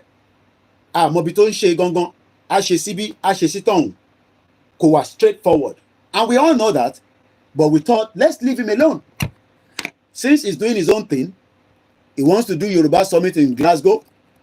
Maybe he thought if he doesn't invite Koikimedia, Shebowo Minimano, I might not ask him to send money to me. So it's not a problem. But what we are saying is that why is it that Igboho wants to be used as a keke? Let's bring Igboho out. So that when we bring Igboho out and knock him out and say, Igboho does not believe in the protest. What do you mean that Igboho does not believe in the protest? Igboho is saying that I am not your organizer. Sowore, why is Mayegun hasn't invited Sowore on his program to come and talk about the protest? Ó ṣe jẹ́ pé ó fẹ́ lo Igboho for the push of an agenda and then try to say, oh, we raise money for Igboho. Look, if you like, raise 300 million for Igboho, you did not deliver all the money. You only gave us whatever you gave us. And whether we spend it to buy kuli, whether we gave it to the lawyer, whether you pay us or not, it's not the issue because Walata, my cousin, based on me, that I recommended everybody to go and donate. Because if I did not authorize Mayegun, let him come out and say that I was not the one that authorized him to go ahead with the funding. Because it did not okay easy. Wàá gbádùn program tá a ṣe ní tẹ́lẹ̀tẹ́lẹ̀ eléyìí èyí tí mo ṣe yẹn wàá fún mi ní voice mo jẹ́rìí ẹ̀. Thanks so much for the super chat. So I just want us not to be distracted because we are very focused. Yesterday, we promised you that when we come back live today, we had a civil service conversation that we want to talk about. What is the civil service? How they are so corrupt. And at about 8:28 at about 8:20 p.m. a.m. this morning, there were already information to knock off Igboho, that Igboho is a criminal. And I'm thinking, níbo lélẹ̀ tuntun jáde nísìn. I don't want to be coming out every week and be talking about, oh, this has happened, we need to come out. This has not happened, we need to come out. Mo fẹ́ charge because the Instagram will go off if it's not properly charged. So that is why I'm trying to make sure that already the Instagram, the Olayomi Instagram needs to be charged. This one needs to be charged as well. So bear with me. I'm trying to make sure that I think I can still manage this one like this. If not, anything Lori platform, you will just miss out. And I don't want anybody to miss out. We love every one of you because you are the one that keep us here. Without you, I should be going to bed and sleep. Or also just relaxing my body. So, Emma Bina Pé English yẹn pọ̀ díẹ̀. Keke Oku say chameleon for real. So I don't want anybody to come here and defend Mayegun as if oh Koiki, we don't come and knock Mayegun off. I, Olayomi Koiki, gave Mayegun the go-ahead to go and raise that money for Igboho. But what he will not come out and tell you is that I did ask for a kickback like they do in Nigeria.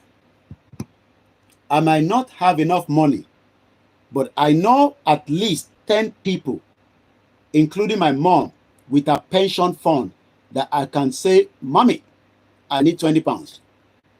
My wife is just making her way back from work. And this is exactly 9:30. She has not got back home yet. And you know what that means? I am comfortable with what I have. Mayegun is not your money. Yawa Comfort Olugate, please, it is not Mayegun's money. You promoted him on your platform. Apart from promoting him on the platform, I gave him the go-ahead because when he called me and he says, I want to talk to Igboho, I said, why not? Because already I had a program he was doing that he will raise money for Igboho. I could have stopped it and could sink onto the shit. I don't want to be very, very straight in this program. I don't want to go like we did the afternoon. He cannot do anything if I have told him no. He will not. If you go and raise that money on Igboho, that would have bring his integrity even faster than before. But for the fact that he called, and as a Yoruba man, I thought, okay, why not? Right there and there, the direct number that I would not have given to anybody, I connected Mayegun with Igboho. I did not brief Igboho before. And after he told Igboho, Baba, you know, and I know how his mouth was sweet on the line. I did not make any recording because it was not necessary. Oh, yes, we're not going to make this Mayegun issue a big issue, but let's just make clarification because I just want to let you know the background.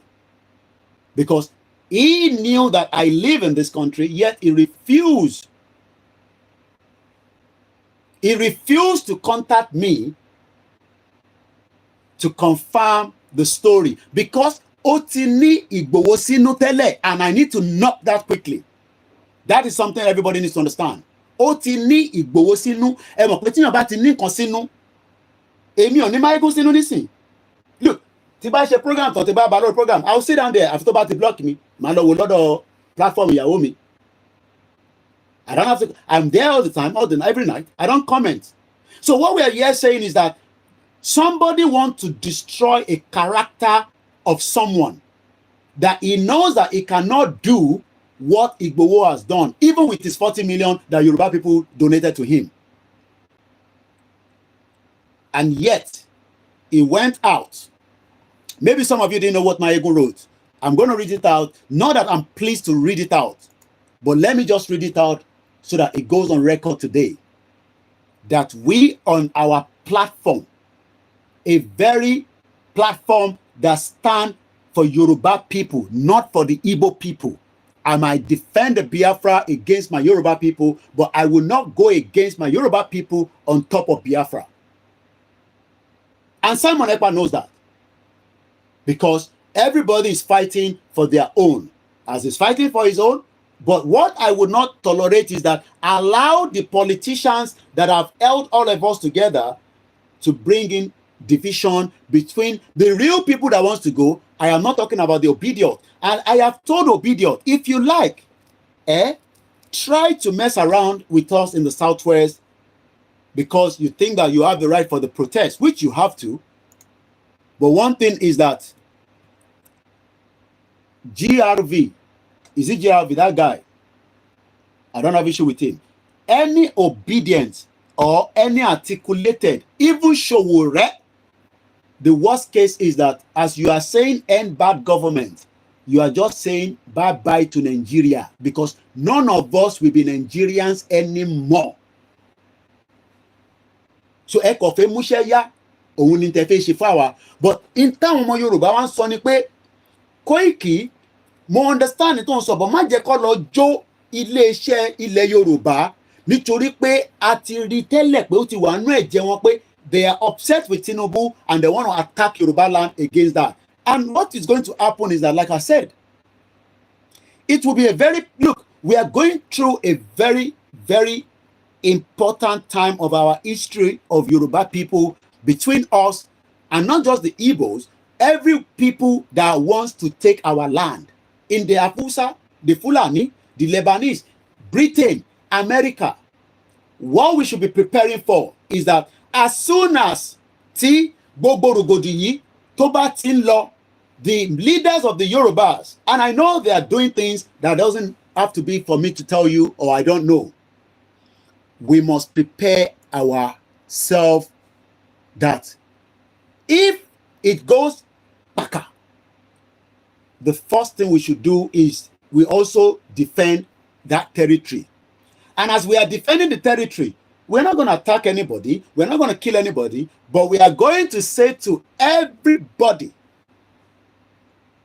whether you are Yoruba, you are Igbo, you are Hausa, within the southwest region, we want to lock for the next 3 months. After cleansing. What is the cleansing? We want to know who you are. We want to know who you are. So even if you have done the worst in our territory prior to this protest that is going to play out now, because I want this government, not because some of you think that, oh, if you bring out this government, you will go and bring military. You know the craze. You know the craze. You go and bring Peter Obi. Oh, we will tell UN to come and help us run Yoruba land. No, no, no, no, no. We have capable people. Look, capable people that are at home. We don't even need the diaspora. We have capable people that were ready to set up a Yoruba government. And I'm not talking about 2 by 2. So, but it will be painful. Yoruba understand.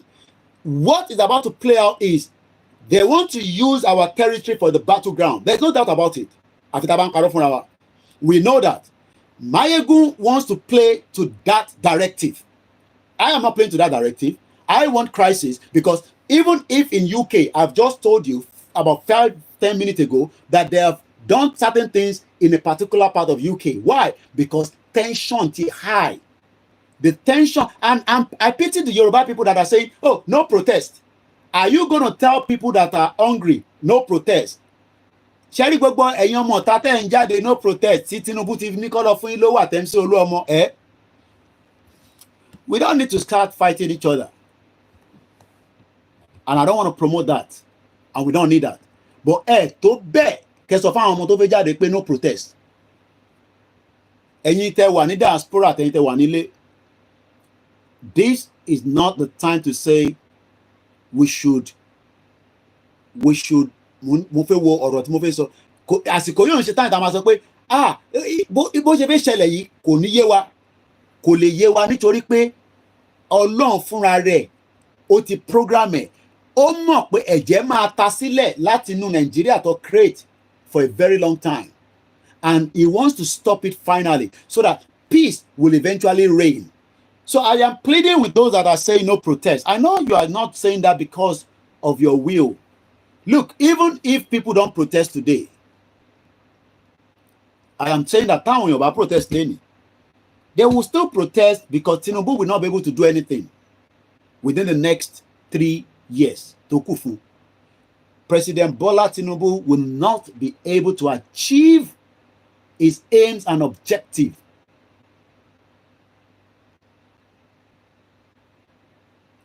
He will not be able to achieve his aims and objectives.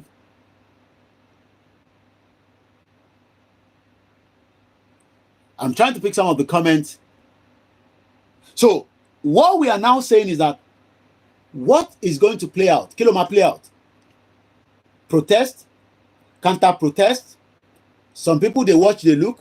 Some people, hidden agenda. And those, the hidden agenda that many of us need to focus on are the military. Sherry Boboti Igbo agenda, their own is to either create a pain of destruction. I am just putting it like that. Because they are, and I'm not talking about the Biafrans. Ejeka clear. We are talking about the people that support Peter Obi. They are boiling to destroy Lagos State, to destroy Yoruba land, and probably allow their other side not to be destroyed. Ó máa dùn á gan bí ègbò ẹ̀yin ọmọ Yorùbá in tó fẹ́ ṣẹlẹ̀ nísìn, in tó fẹ́ play out between now and the next couple of days, and it might not even play out. Maybe we are just exaggerating it.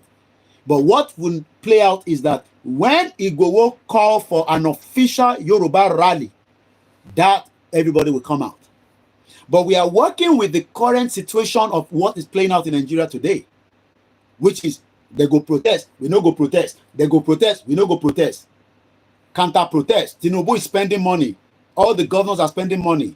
Koda, Asari Dokubo said they don't burn anybody well to come and protest. Do you know what is going to play out?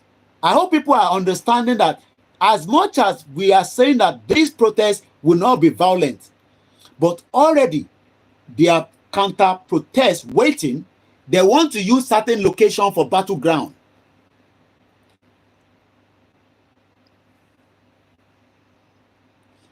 Mo ń wòyàn kan náà pé nǹkan tó ń kọ látẹ̀ nǹkan yẹn. Let me ẹ bá mi reply lé lórí ni. That is the only way I will pick the person. Because if you are a bomb bastard, especially tó bá jẹ́ ọmọ Igbo tó lọ ń gbọ́ Máyégún tó wá síbí báyìí pé torí o fi wá gbọ́ nǹkan tí mo fẹ́ sọ wà wá fi comment síbí báyìí màá bú bàbá ẹ màá bú yẹ ẹ and I will block you. Bẹ́ẹ̀ni, cause Máyégún is an ọ̀dàlẹ̀ ọmọ Yorùbá ni. All this one that he's doing, look, I can do the same thing, but I have told you all that is not go and donate book there, go and donate pencil there, oh yeah, take gari there, take epa there, all that one, the one that they've done now, how many people have they saved their lives? Has Máyégún saved anybody's life with the insecurity? The topic is on Máyégún and many ọ̀dàlẹ̀ Yoruba against Igboho and their number one ọ̀dàlẹ̀. Thank you so much, Shegun, for the super chat. That is Bola Ahmed Tinubu. That is the first number one ọ̀dàlẹ̀ of Yoruba people because it destroyed everything. It destroyed everything. And I appreciate, and let me first say to my Biafrans, the true Biafran lovers, look, we are not here to attack you. Get me right. I am not sitting here to attack you. You know that I have told you that I remain with you on self-determination.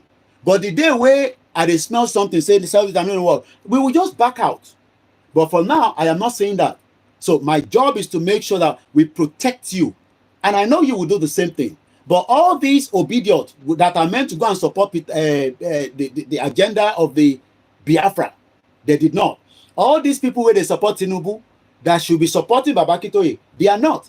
They've already come out in Lagos Island. They are smelly Lagos Island. That has not worked. Tinubu controlled that place till date, and yet it has not worked. So let me say this again. There is tension in Nigeria, and that tension wants to erupt to so many things that we might not even be able to know what is happening. Hey, Koikio, Koikio. I don't know. I am not trying to exaggerate anything. In UK, 3 people were just killed. And I use the word people were just killed. They are human beings. And this morning, and I'm being honest, I was saying to my wife, and I said, èèyàn mẹ́ta kú ní UK.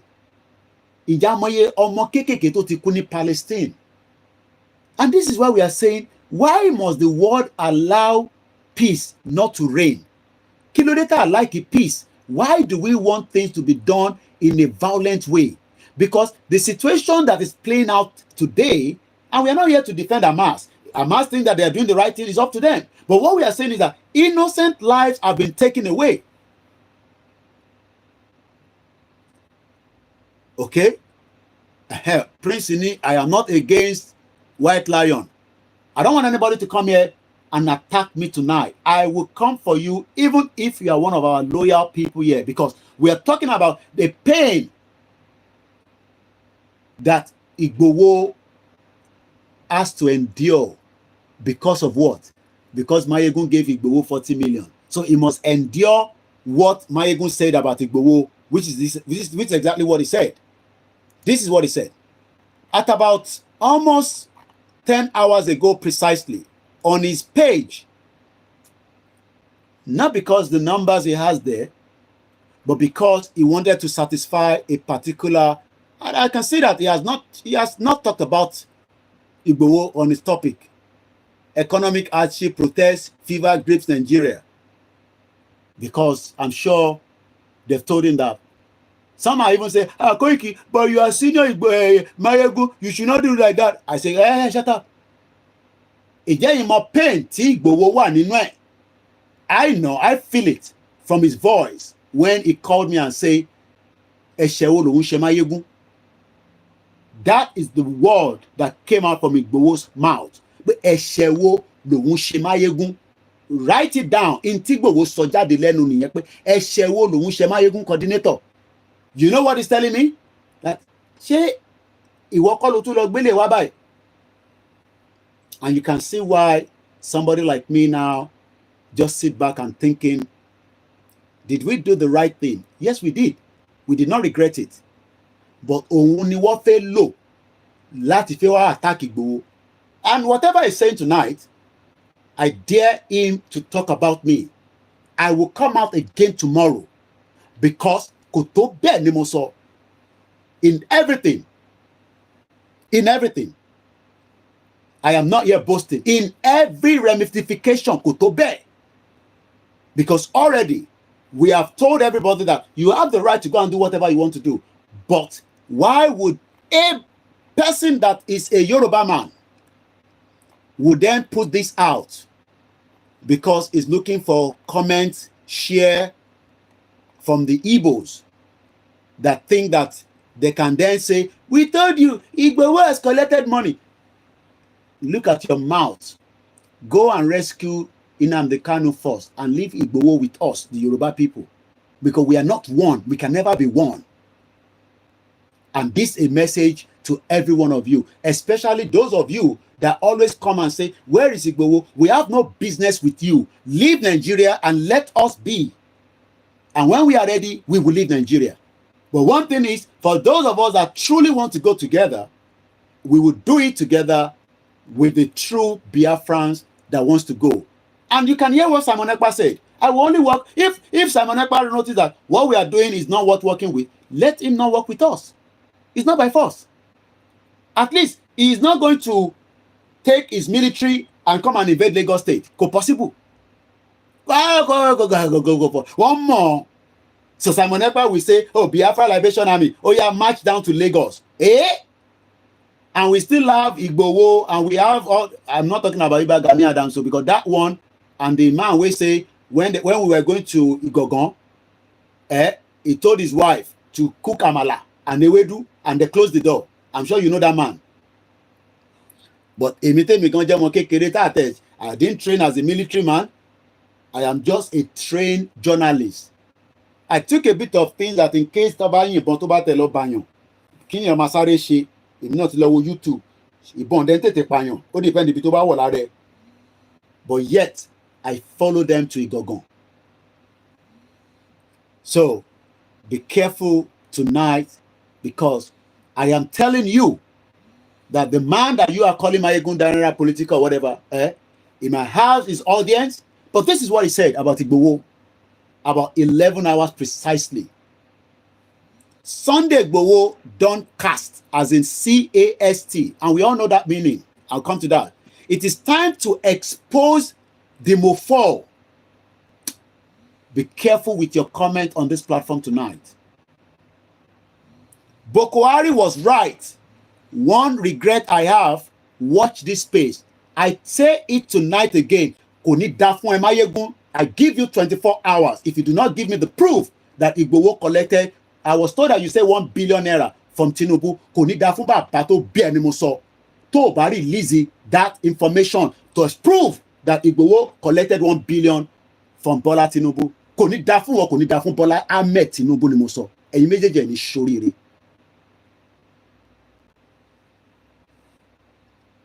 And these are the bastards that you think that because if he's thinking about money, look, some of you don't know. I spent the last 500 naira in my account to anybody. That is what my father was doing until he died. Kilowo, owo abukulowo to ba wo ma lo na ni. Owo orowo ri. I am saying that Mayegun ori owo ri, eso bi to lowo si. My mom pay Mayegun every month because of the love they have for him. So who the hell is he? Oyinbo mélòó ló ń sọ? Analysis mélòó ló ń ṣe? Research mélòó ló ń ṣe? Níbo ló mọ̀ dé? Èmi ò sọ pé mi mọ̀. But don't ever compare myself with Mayegun. Don't bastard every one of you that says that we should sit quiet because I am bringing Mayegun out that nobody has ever done before. So he thinks he can speak. I can't speak, but I have the boldness to go back to Nigeria, and I will be in Nigeria at the appropriate time when Igboho calls the shot for the next rally. OLAYOMI KOIKI, will be on the ground. Well, people are Mayegun to come to Nigeria because Odaleni. You think that when I went to Nigeria, some of the people that want to kill me. I will not stop to say this tonight. I've never said it before. Saheed Omobota will have killed me. Kò ní dá fún gbogbo yín. Saheed Omobota that died. That's the reason why I never talk about him. It was one man that was sent to kill me. Ẹni ṣoríire. Anybody tó bá gbé ọwọ́ lé mi, ẹ̀yin lẹ máa kú. I will be here because I am doing this honestly with everything that I have. Saheed Omobota was sent to kill me. Ẹ ṣìrì. Ìyẹn kan wá ní pé Koiki ó sọ̀rọ̀ Saheed Omobota, àkútúkù ẹ̀ lọ́rùn ni mo sọ. Túẹ̀ àkútúkù Saheed Omobota lọ́rùn. Ẹni tó bá dalẹ̀ láàrin gbogbo wa kó máa bá lọ, tí bá dalẹ̀ kí máa bá lọ. Ọ̀dàlẹ̀ ni Máyégún. And if he does not apologize, ọ̀dàlẹ̀ máa jọ́dàlẹ̀ ni, ó dẹ̀ máa mú lọ títí bẹ́ẹ̀.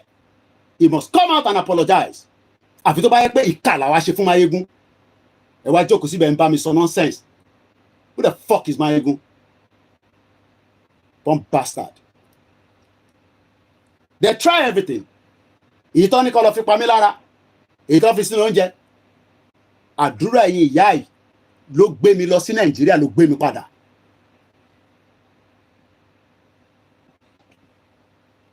And only God knows how many things they've done to Igboho himself. Ó ti kówó rédíò jẹ́ o, ó ti jẹ owó rédíò o, ó ti ṣe gbá o, ó ti ṣe gbá o. Even Gbedu was calling my mom in London. Gbogbo wọn bẹ̀rẹ̀ sí ń pè back to back, back to back. But because we were here being an honest, he's now using Igboho to say Igboho don't cast. Ṣé Máyégún jókòó pẹ̀lú Igboho rí ṣá? Máyégún never sat with Igboho one-on-one to come and use that Igboho don't cast. But I don't blame them. I blame many of our previous past bomb bastard leaders that have done similar. Yes, Igboho was working for the politician. There's nothing wrong in that. But he did not make all his money just because he was a politician thug, like you might want to call him. Let's use it as it is. Let's say it raw. To be thug and politician. But they know that without Igboho, most places would have been ungovernable in Yoruba land. Ó fi ọ̀wọ̀ síbi tọ́wọ̀ wà, kò dẹ̀ ní kọjá boundary ẹ̀.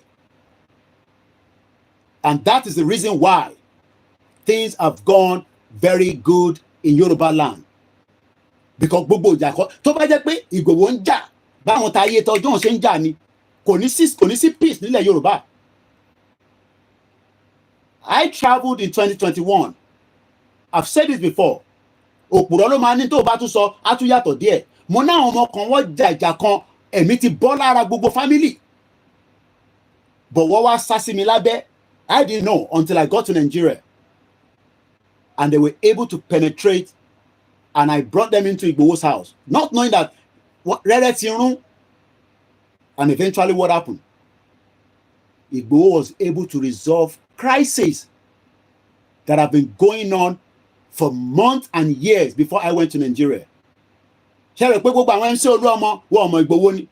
Igboho ní láti bá anybody kan jà. Ìyẹn láti máa sọ pé kó bára wọn jà. Yes, tí MC Olúọmọ bá ṣẹ̀, a gbọ́dọ̀ sọ̀rọ̀ ẹ̀.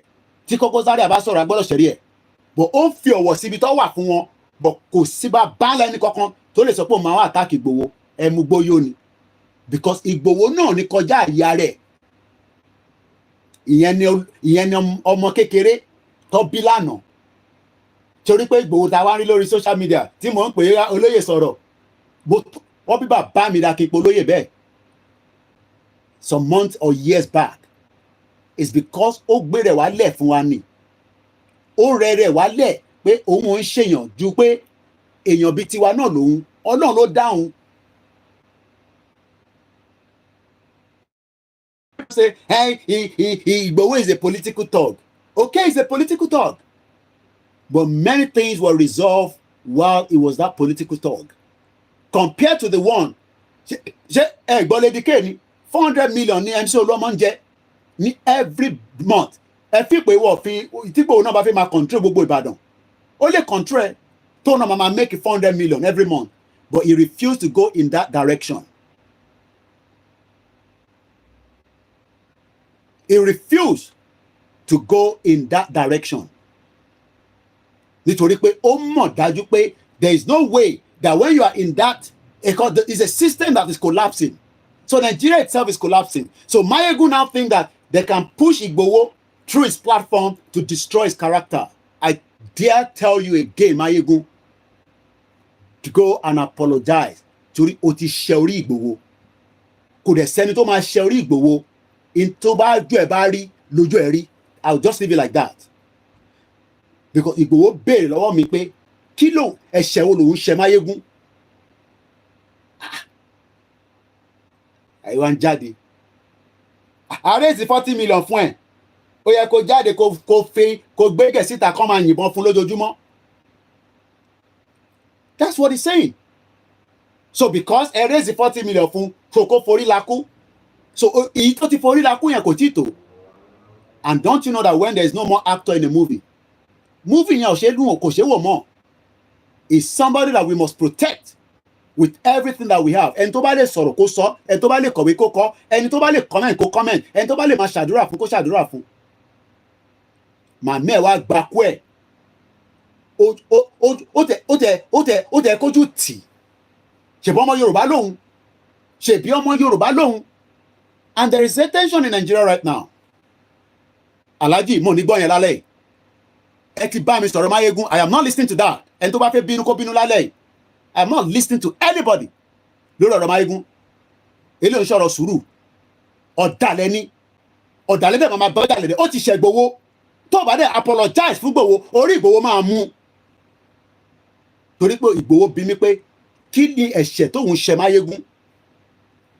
Ọjọ́ ń dùyàwó ni. So the protest that is coming out in Nigeria,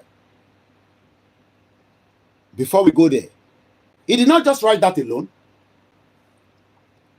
This is the next thing he wrote.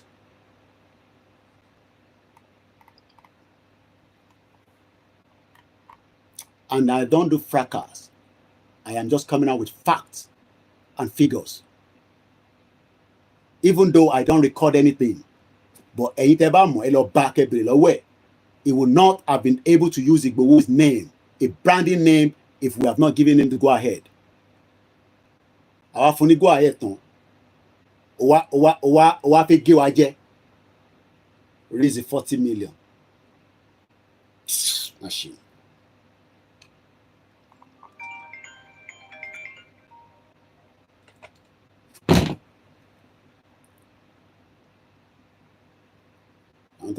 Jingles, Network Nigeria. Now, the next message he wrote out. And so from my even this program could another 30 minutes long. Hello,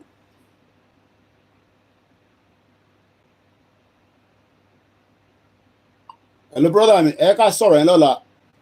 But we have to back by the program. You know, I say about the program. No, when you sit on the scene. Màá pè yín padà tẹ́ ẹ bá ti sùn if otherwise à sọ̀rọ̀ lọ́la but tẹ́ bá pè again ṣe máa disturb program tí mò ń ṣe. Tó bá ipò ti pa mí sí Nàìjíríà ní gbogbo ẹ̀ máa sọ pé ká ṣe sùúrù àbí bẹ́ẹ̀ kọ́. Tó bá pè Saheed ọmọ bọ̀tá ó ti yanjú mi ó ti pa mí dànù ẹ kọ́ tẹ̀ kẹ́ sọ pé mo parọ́ mọ́ kẹ́ lọ chẹ́kẹ̀ yìí tẹ́ bá lè mọ bó ṣe ń chẹ́kẹ̀ tó bá ń parọ́ mọ́ kù ẹ kọ́ ẹjọ́.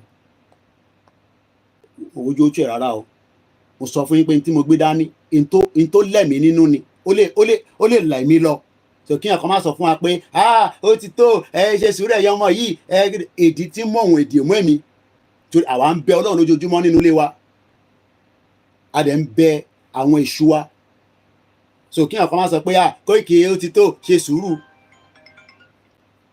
mo ti send message sí yín ẹ̀ka ni networking dẹ̀ ni kò lọ mo ti send message sí mo wà lórí program báyìí all right send number ajá sí wọn kọ́pọ̀ wọn ká ṣe sùúrù èdè Fúlàní ló mú òun kò má wà èdè ó má wà ọmọ àlejẹ̀bú lòun ìrọ̀ nọ́mbà àwọn kan lélẹ̀. Màá send nọ́mbà ajá sí nísìn sókè ẹ lè pè wọ́n màá send ẹ̀ nísìn. A ṣeré o, Yorùbá Nation ṣeré rárá. Tẹ́yìn bá wá sórí program tẹ́yìn comment kò ń ṣeré rárá. Àwa la mọ̀ tá à ń forí là o, èèyàn kan dẹ̀ bá mi forí là. Lóòótọ́ jẹ́jẹ́ wa la jókòó kó dórí pọ́lọ̀ lọ gbé wa jáde. Owó èmi náà kémi náà jókòó kí n máa wo program kí n máa donate owó kí n máa lọ ṣiṣẹ́ kí n máa donate owó sínú ẹ̀. Bọ́ a ti gbà fọ́lọ́run. Ẹ pè wọ́n nísìnyí ẹ lè pè wọ́n lè máa ti sàn náà lé kínní ni wọ́n. Ẹ̀kọ́ ìpínlẹ̀ látọ̀dọ̀ Koiki ni. So ìtẹ̀bádẹ́jọ brief mo ti sọ ìtẹ́ máa ṣe fún wọn anyway. So that kẹ́lẹ̀ tètè bá bẹ̀rẹ̀ process yẹn because a máa lò ní Saturday lágbọ́rọ̀ Ọlọ́run. So bí ṣe ń sọ lọ mo mọ̀ páwọn kan èkélé wá ṣe tẹ́lẹ̀ ẹ kọ̀ wá fẹ́ kí ló fẹ́ sọ èyí mo fẹ́ sọ ni pé Igboho is not involved in your protest.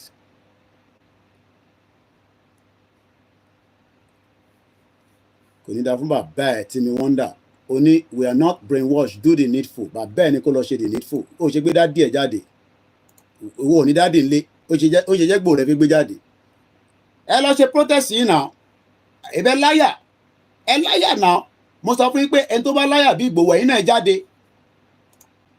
bọ̀bí tí wọ́n ti ń sọ̀rọ̀ mú bọ̀ mo mọ̀ pé ẹ máa padà wá síbí àlálẹ̀ yìí ẹ mọ̀ pé ìdúró dèmí pé tí bá ti jáde ẹ tún padà wá ẹ ní kúre gbogbo yín ẹ̀yin tẹ̀tẹ̀ gbòòrò ẹ̀yin ẹlòmíì ojú ẹ̀ àti ẹ̀rọ ojú ẹ̀ rí gan sẹ̀ àti ẹ̀rọ àwọn díẹ̀ kankan tá a pàdé ní rally gbogbo mídíà rẹ̀ ló máa jáde fún Máyégún gbogbo wa pátá back to back bẹ́ẹ̀ ni ò jáde máa àwọn kan sì máa jáde bẹ́ẹ̀ ni mo sọ ẹ̀yàn kọ́ lọ wá wọ̀ náà ṣé Stephen Wonder ló pe rẹ̀ àbí kí ló pe rẹ̀ ọmọ àyè kí ló pe rẹ̀ náà ló ti ń wò mí bomb bastard ó rí pé kò ní dáa fún wọn náà olórí ibú lèmi bàbá ẹ̀ lólórí ibú ó dẹ̀ fi wá wo program mi pẹ̀lú fake data tó gbé dání sọ́wọ́ ẹ lè lórúkọ yín gangan ẹ̀yin fake people èyí tẹ̀ láyà èmi gan tí mo tẹ̀ ní kankan gan agbójú síta láti ibi ọdún mẹ́ta ohun àpẹẹrẹ tó gbójú síta gangan ló ń jẹun ta ìyẹn lọ́ ṣe ń náà yín àwọn MC Olúọmọ tí ó dá àwọn kan lọ gbójú síta àwọn lọ gbójú síta èyí tẹ̀ ní ṣoríire bomb bastard kò ní dáa fáwọn tó bí ẹ àníyàn lọ sínú Vanguard ṣé Vanguard wá gẹ́gẹ́ bí pépà tàbá tẹ̀ ń sọ̀rọ̀ wo pépà ó lọ sínú Vanguard ó lọ mú information àbí bẹ́ẹ̀ kọ́ so mo kí gbogbo ẹ̀yin tẹ̀ ń gbọ́ wa lẹ́ẹ̀kan sí èdè ò máa wà o I can tell you that ẹni tẹ́dì bá ń mú gbogbo gbà lèmi ní kó máa bọ èṣù mo ti ṣàdúrà lénìí pẹ̀lú àwọn Christian àṣẹ ti Muslim so béèdì bá mú Máyégún ni kẹ́ lọ pé ó ti ṣẹ àwọn ọmọ Yorùbá ṣé tẹ́lẹ̀ lọ́ máa ní pé ó ṣẹ ọmọ Yorùbá ó ṣẹ̀ tó wá ṣẹ̀ wọ́n dáadáa nísìn torí pé kò ṣẹ̀ wọ́n tẹ́lẹ̀ torí pé jẹ́jẹ́ làwọn ọmọ Yorùbá dúró tó lọ tọ́ wa níjà àdẹ́njà ó ti cross line ẹ̀ bẹ́ẹ̀ ni he has crossed his line ẹ̀mọ́ tí dáàdì kan sọ fún mi ni wọ́n ní Koiki ẹ̀yin lẹ stupid now ó bú bàbá kí tó yòówó yóò jáde ẹ dákẹ́ kò ní pa àjáde àjákẹ́ but àjáde nínú world media so now the next message he said ká tó wọnú protest padà again ó ní today I will tell you why this betrayal Igboho ló ń pè ní betrayal sellout was pardoned by Talon in Benin Republic ṣe rí i pé wọ́n fẹ́ mú àṣírí ẹ̀ẹ́dẹ̀ lè mú àṣírí kankan all I can say is that Igboho's mother paid the price for his release that's all that is as simple as kò ní méjì nínú kò ní kinní kan pé kinní mo kí bàbá mi ẹ̀gbọ́n mi Gani Alágbàlà mo kí authority mo kí àwọn èèyàn tó dúró mo kí ọba Ògbóni ó ní Talon betrayal Igboho sellout then wọ́n pardon ẹ̀ Talon pardon was freed to proceed to Germany. Now, ṣé nígbà tí olóyè tí wá proceed lọ sí Germany, do you know how many times he has been back forward? Nígbà tó tún yá tó ní òun máa wá special nítorí èmi ó fly. I went him, you all saw the video. But because Mayegun carry along mọ́, so kò mọ bó ṣe ń lọ. Kò mọ bó ṣe ń lọ. So he's wondering what is going on. Because 40 million net expire. So I need láti fún ní update mọ́. Àdẹ̀tún ní kó jáde mọ́. Wọ́n dẹ̀ bíbà bẹ́ẹ̀ dá kó jáde kó náà tó fi gbowó lórí Ìgbòho. Ó ń raise owó nísìn kò tí ì raise owó yẹn. Ẹ lọ sórí platform ẹ̀. Ó ń raise owó kan lọ́wọ́ nísìn kò tí ì raise ẹ̀. Torí pé kò ń ṣe orúkọ Ìgbòho ló fi ń raise ẹ̀. Today I will tell you all, àwọn wo ni all, ẹ̀yin ọmọ Yorùbá àtàwọn Nigerians. I will tell you all why this betrayal, sellout, was pardoned by Talon in Benin, freed to proceed to Germany, returned to Nigeria at will, and Nnamdi Kanu won't be free by Tinubu. Ó wá ń compare Igboho's release pẹ̀lú reason tí wọ́n ní release ti Nnamdi Kanu. And I want us to understand something, Moki must be. Mo ti lé Matanilali yẹn, ta ló ń jẹ́ bẹ́ẹ̀ olórí burúkú, mo ti block ẹ̀, kò lè wo life yẹn mọ́. Bí ẹ táwọn àwọn Oòduà TV àti Yorùbá Space táwọn bá gbé alọ́wọ́ lọ́dọ̀ wọn, á dẹ̀ comment sí, á máa bú rẹ̀ mi kúkú níri.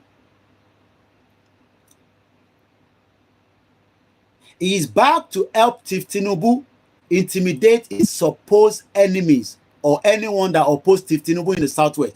Ó ní Ìgbòho tí kò ṣe bẹ́ẹ̀ rí. Ó wá Máyégún wá ń sọ nísìn pé Ìgbòho kọ́ máa ṣe phone call, máa ṣe phone call, olórí burúkú ni ó mọ̀ bastard. Wọ́n mọ̀, mo sọ fún pé kò ní stamina bíi tèmi.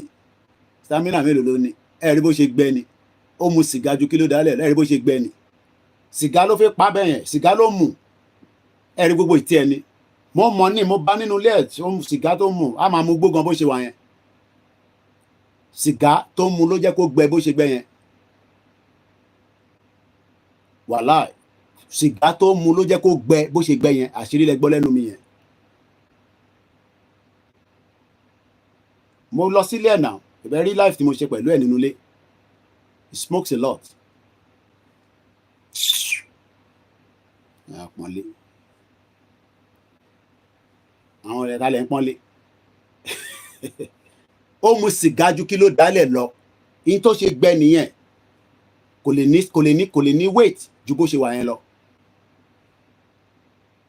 Kò lè ní weight ju bó ṣe wà yẹn lọ. Mo rí èmi máa wọlé sí lára tán délẹ̀ ni. Àwọn olóhùn ṣe phone call tán ń bó èmi. Gbogbo rally tá ṣe ní London kò sẹ́yọ kan tó wá, ó dẹ̀ náà raise owó fún Ìgbòho. Ó dẹ̀ lọ sí olórí burúkú ọmọ àlè, kí lorúkọ ọmọ àlè tó ṣe orin tọ́jọ́ ṣe orin kan ní South East, Prince Jejema. Mo ṣépè fún yẹn pé you no go better for your papa. Prince Jejema, mo ní kò ní da fún àwọn tó bí ẹ̀. Ó ń lọ sí event yẹn, àwa ń ṣe rally ní London, kò wá sí rally ní London. Just like many of them tó ti sá lọ táàrí mọ́.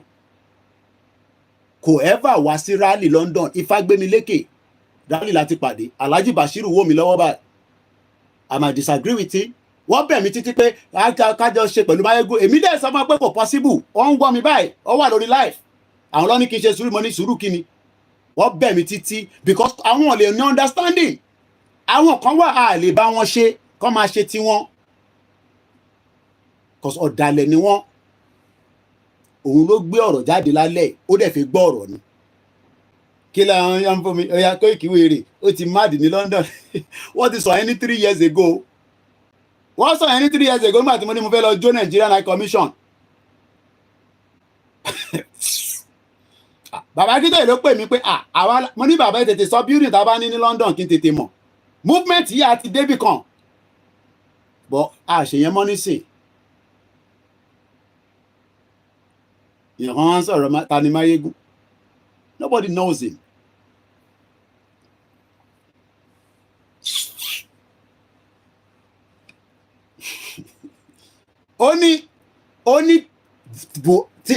olóyè tó ń jà fún ẹ̀tọ́ ọmọ ènìyàn ó wá ní olóyè tó wá fẹ́ wà against ọ̀tọ̀ ọmọ ènìyàn.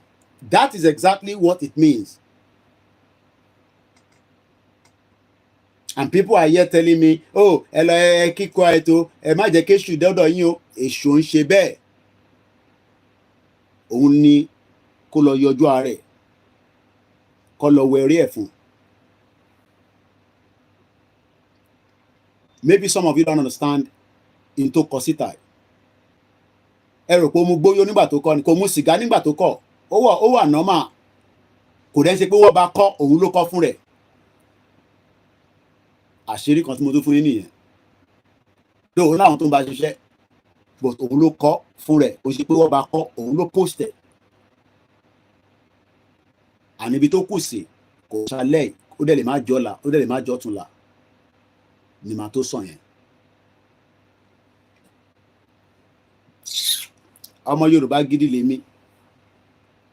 Gbogbo tó ń ṣe gbogbo tó ń ṣe Ifá máa sọ fún mi. Gbogbo jàgàjí àti gbé dání Ifá ó máa sọ. Muslim ò ní sọ fún mi, Christian ò ní sọ, but Ifá ó máa sọ fún mi. Má bèrè lọ́wọ́ Ifá. I've not done it, but I will. I will consult the oracle. I've told you all now. I will consult the oracle. Màá ní kó consult oracle, just as I did when nígbà tó mú olórí burúkú ọmọ àlè tọ́kì yẹn. Mo ní kó gbé Ifá jáde, kó béèrè pé kí ló ṣe gangan tó fi mú sí tọ́kì. And I'll leave that kò ń ṣọ̀rọ̀ ti orí social media. One bastard. Ẹ rò pé à ń ṣeré ni. Mo sọ pé eré kọ́ là ń ṣe o. Ẹ bá wá sórí program tẹ́ ń ṣeré. Àwọn ìyá kan fọ́tò ológun jà, gbogbo yín ẹ lọ kówó síbẹ̀. Ó máa regret it. I will consult the oracle lórí nǹkan tó kọ sí Igboho yìí. I will do it. Ẹ sọ fún pé mo sọ bẹ́ẹ̀ pé màá consult oracle. And they'll tell me what has played out. So that I will have a better understanding torí ọjọ́ iwájú. Not for today. And I will not come back and tell you whatever comes back. But I will do it. Ó náà máa sọ fún gbogbo àgbáyé lẹ́nìí pé olóyè Igboho betrayal ni. Òun dẹ̀ máa sọ àṣírí in tó fà á tó fi pardon. So, do you know that many people do not know that they were going to release Igboho? Àti sọ ilé tẹ́lẹ̀ rí, so eléyìí ò ń ṣe ọ̀rọ̀ àṣírí kankan. If you have followed this platform very well, I have told every single one of you that nobody expected that Igboho was going to be released. Nobody thought about it. Wọ́n rò pé Tinubu máa ṣèjọba yẹn tán kó tó release Igboho. Ṣèbí Nnamdi Kanu ló ti lọ lo how many years nísìnyí? How long ni Nnamdi Kanu ti wà lórí oyè? Àbí mo ní lórí ibi tó fi sí? Ta ló tún yọ yín lẹ́nu? Ta ni dá Oyèládé? Mo nìyẹn ti jáde. Àfẹ́yàn kan tó máa wá jọ jágbá. Ẹ lọ sọ́dọ̀ Máyégún kẹ́ lọ máa sọ jágbàjàgbà ẹ̀yàn ọmọ ìran kíran. Ẹ bá mi wo jáde kó dẹ̀ comment padà ká lè fún lésì ẹ̀. Ọ̀nà Máyégún kò ń ṣe program wọ́n ń pè. Sáwọn ará London ń pa àwọn ará London kò ń ṣe gbogbo yín àwọn tó rí ń ta.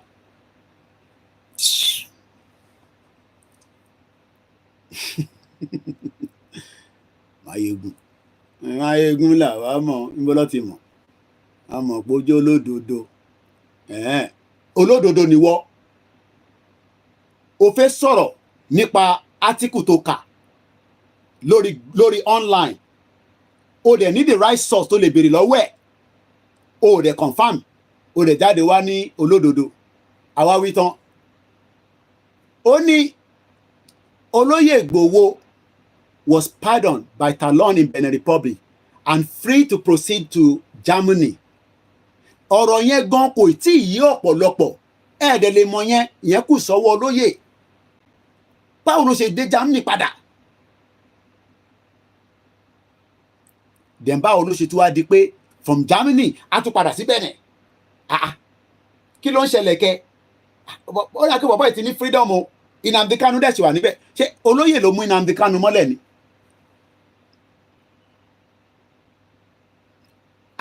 Ṣé olóyè ló mú Nnamdi Kanu mọ́lẹ̀? Olóyè kọ́ ló mú Nnamdi Kanu mọ́lẹ̀ náà. The same person tó fẹ́ pa Nnamdi Kanu náà ló fẹ́ pa olóyè. Ó wá tún wá rí, he proceed to Germany, return to Nigeria at will. So that means pé Tinubu ti ní kó máa bọ̀. So Tinubu wá ní máa bọ̀, but àní release owó ẹ̀, àní release account ẹ̀ kí Koiki àti Mayegun bá máa bára wọn jà lórí social media. Káwọn èèyàn má máa bá wọn dá sí. So n tí máa ṣe ni pé màá fún ẹ lówó kan lẹ́yìn.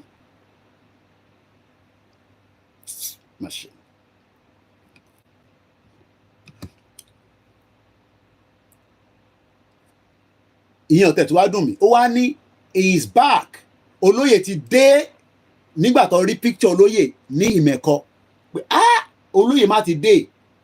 He will now use, Tinubu will now use olóyè to intimidate his supposed enemies or anyone that oppose. So you think that olóyè will attack or tell me to come and attack people that oppose Tinubu? No, he will never do that. He doesn't need that. And that's the reason why we are saying that if people want to go out and protest, go and do so. But Emma Washo Euroban Nation. Intelligence is saying now that they are going to come out, Emma Washo Euroban Nation. But we will know that they are not our people. I don't want to take calls tonight because, it's a bit late for now. It might be no. Mama fire noni. Bí a tó bá dọ̀la àgbà call. Tí àwọn tó ń gbọ́ tó bá ní làákàyè kó béèrè pé ṣé Koiki ṣẹ̀tẹ́lẹ̀ ni tó fi lè pe Koiki? Ṣóhun àti Koiki ti jọ ní ṣẹjọ gbàyàwó ni àbí ìgbà tí Koiki wá sílẹ̀ ṣé mo tọwọ́ bọ Àbẹ̀kẹ́ àbí kí ló ń pè ìyàwó ẹ̀ mo tọwọ́ bọ nídìí ni? Ẹ jẹ́ ká sọ̀rọ̀ pẹ̀lú brain now. Èèyàn wà ní location bí tí mo wà. Òun ò gbọ́n kankan nígbà ká tẹ̀sọ́ pé òkè ó gbọ́ àṣírí pé bó ṣe release Igboho. But lórí pé ó jáde pé ó ń ka kẹ́mọ̀ pé kò dẹ̀ ka press release tẹ́mi gbé jáde. That is how he is a biased person, because I have released a press statement. Ká tẹ̀sọ́ pé okay, you read something from Vanguard and you use it. But for the fact that I have released a statement, ó yẹ kó post yẹn sórí timeline. But he refused to do so. But ó náà láṣìírí how Igboho is now coming in and out of Nigeria and nobody is stopping him.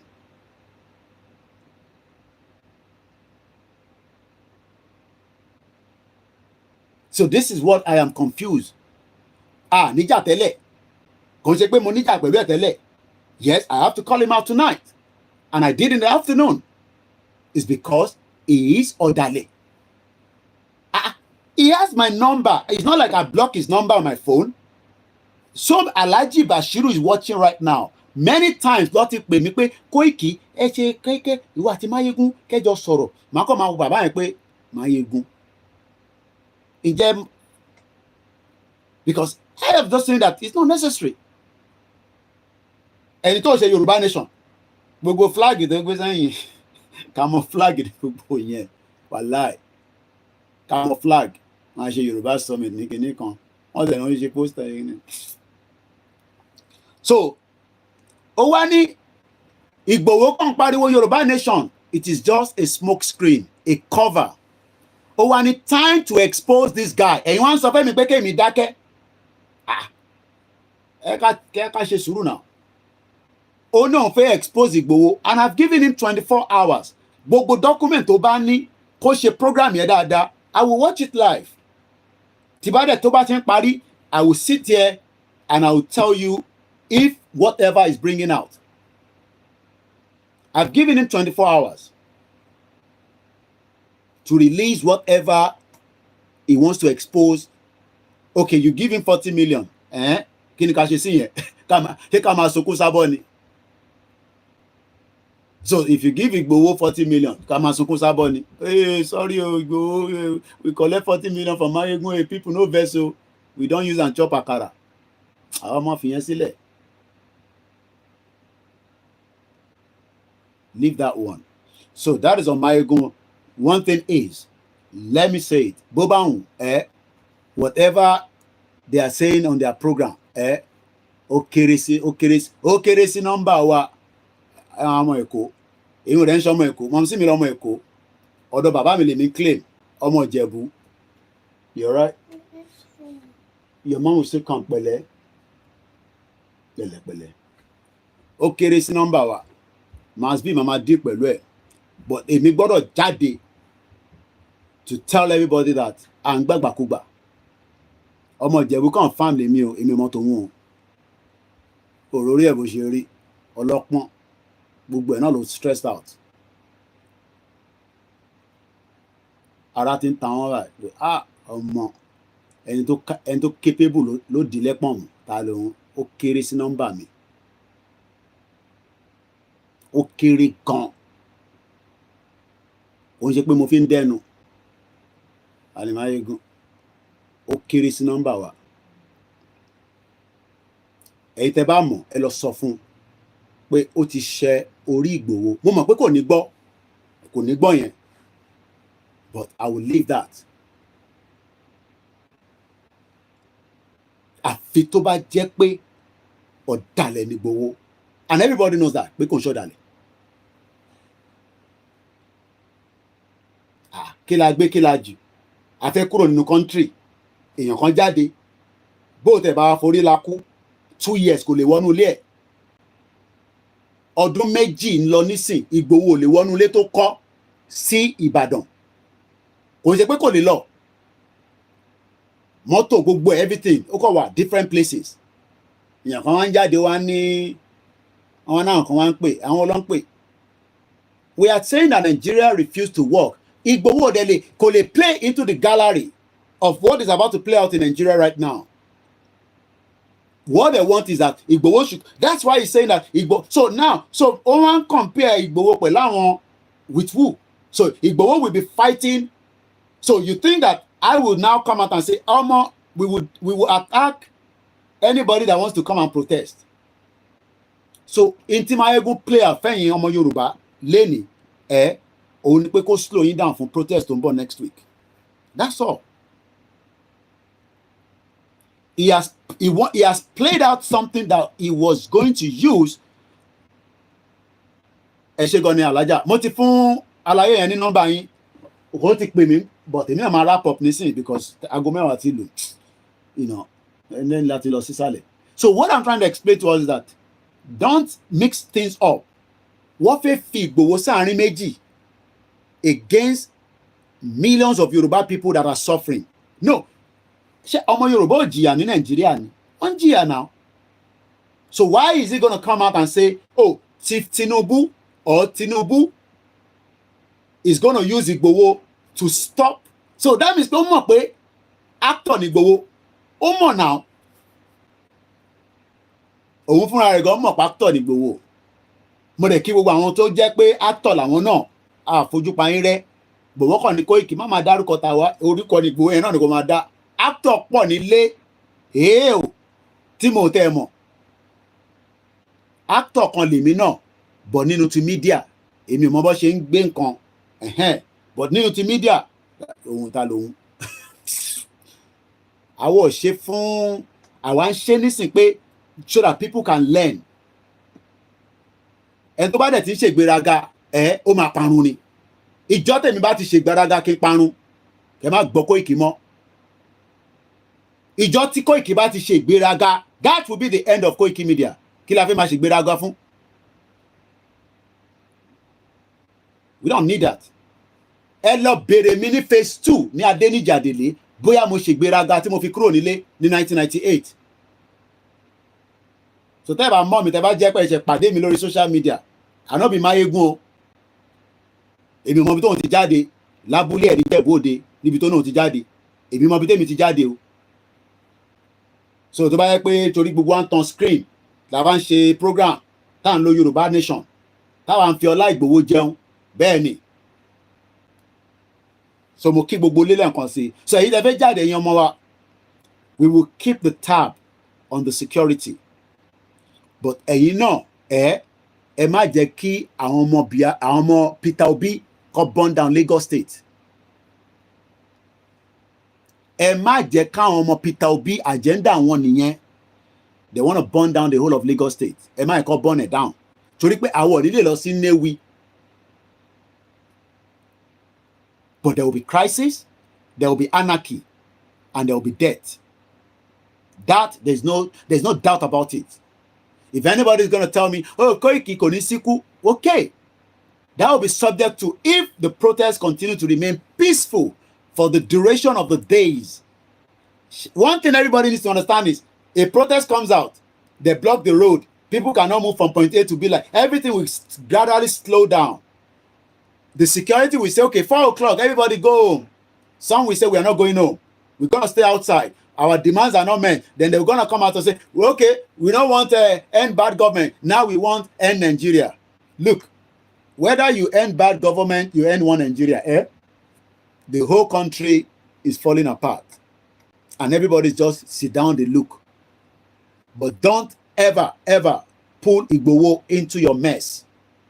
Because Igboho want every one of us, through money, that Koiki lọ ṣàlàyé fáwọn èèyàn wa, reason why we want Yoruba Nation, the reason why Yoruba Nation will be better, reason why Yoruba Nation will protect us, will make things better. Even if it doesn't go better to start with, at least our identity. Look, Alhaja Adeyeye, Ọlọ́run bá mi máa bless yín. Àgbàlagbà tó wá sílé tó kó sí ṣòkòtò tó náà ń bá wọn lọ sí rally, mo ní grandma yẹn ò ṣe jókòó, Koiki má bá mi sọ yẹn. Mo wá sí Nàìjíríà láti wá máa bẹ jókòó sínú ilé, mo fẹ́ tẹ̀lé àwọn ọmọ yẹn kájọ máa lọ sí rally. The reason why we want Yoruba Nation is we are not Igbos, we are not Hausa, we are not anybody. We are Yorubas. One people, one culture, one language. That is what I expect this ọ̀dàlẹ̀ calling himself Mayegun náà kan máa ń pè wá gbé flag sẹ́yìn. Àbí? So nísìnyí ó ti jọ oúnjẹ rẹ̀ lójú àbí? Òun mọ̀rọ̀ sọ. Eléyìí ni please Mayegun ignore Koiki, kò ní dá fún yín. Ẹni kó má ignore mi kó sọ̀rọ̀. Comment kan nìyẹn ni. Koiki ignore Koiki. Koiki is running mad in London. You said that 3 years ago. Now most of you are running mad. Continue to say your petrol is not 1,003. Denial people. Koiki, stop bringing fake news on your platform. You every day you be bringing fake news until the dollar was 1,060. 1,600. Koiki, stop bringing fake news to your platform. Stop bringing until the pound sterling. The pound sterling is 2,020, Lenny. Oh, Koiki, you sit down in London with your children. You are disturbing us in Nigeria until everybody is dying. And people now say they want to protest. What do you want us to do? Oh, you want Igboho to come out and say, don't protest like Asari Dokubo. Do you know how much Asari Dokubo is making from the bunkering? Olori Buruku. He has a university in the Benin Republic. Asari Dokubo bó ṣe yọkùn tó bẹ́ẹ̀ mo lò ṣì yẹn.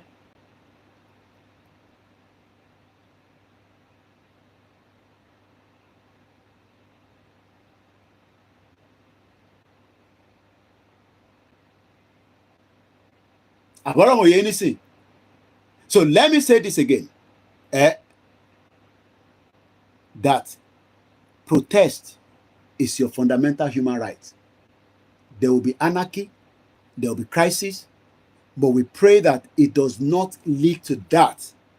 We can just come back because everything that everybody is discussing, hey, end bad Nigeria, we want end bad government, we want end Nigeria. Look, you cannot force Nigeria on the people that wants to go. What I noted in 2070, as of today, Shegon Evangelist Peter. Bishop F.A.O.N. T1 hot sílẹ̀. Idris is not going to say, èmi ni mo sọ pé Mayegun fa sìgá. That is why tó ṣe ní body bẹ́yẹn. Because I saw him. And I asked him. And we know other people does as well. But let me say this. He will not dare do what Igboho has done for the next generation to come. Ẹ fà àwọn èèyàn sílẹ̀ Bishop, ẹ jẹ́ kó express mind wọn, mo bẹ̀ yín.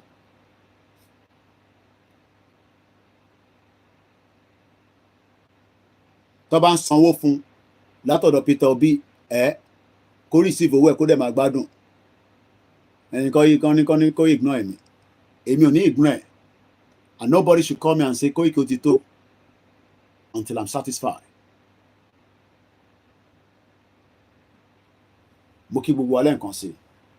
Let us remember that we will remain focused.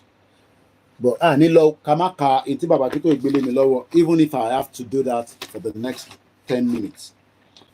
And that is the way we were going today until all this came true from Mayegun that you call political. Ẹ̀rín àbòsí. Ẹ̀rín àbòsí, òun ló ń rí báyìí, ẹ̀rín àbòsí ni, kò dénú ẹ̀. Gbogbo oúnjẹ tó dẹ̀ jẹ lára owó tí tó gbà lọ́wọ́ Ìgbòho tó yẹ pé ó lò sínú ilé ẹ̀ àbí. Torí kò sẹ́ni kankan tó ń ṣe Yorùbá Nation wa tá a máa sọ pé mo clean o pé owó kan tó wá san mo ò lo £1 nínú ẹ̀. Irọ́ ni.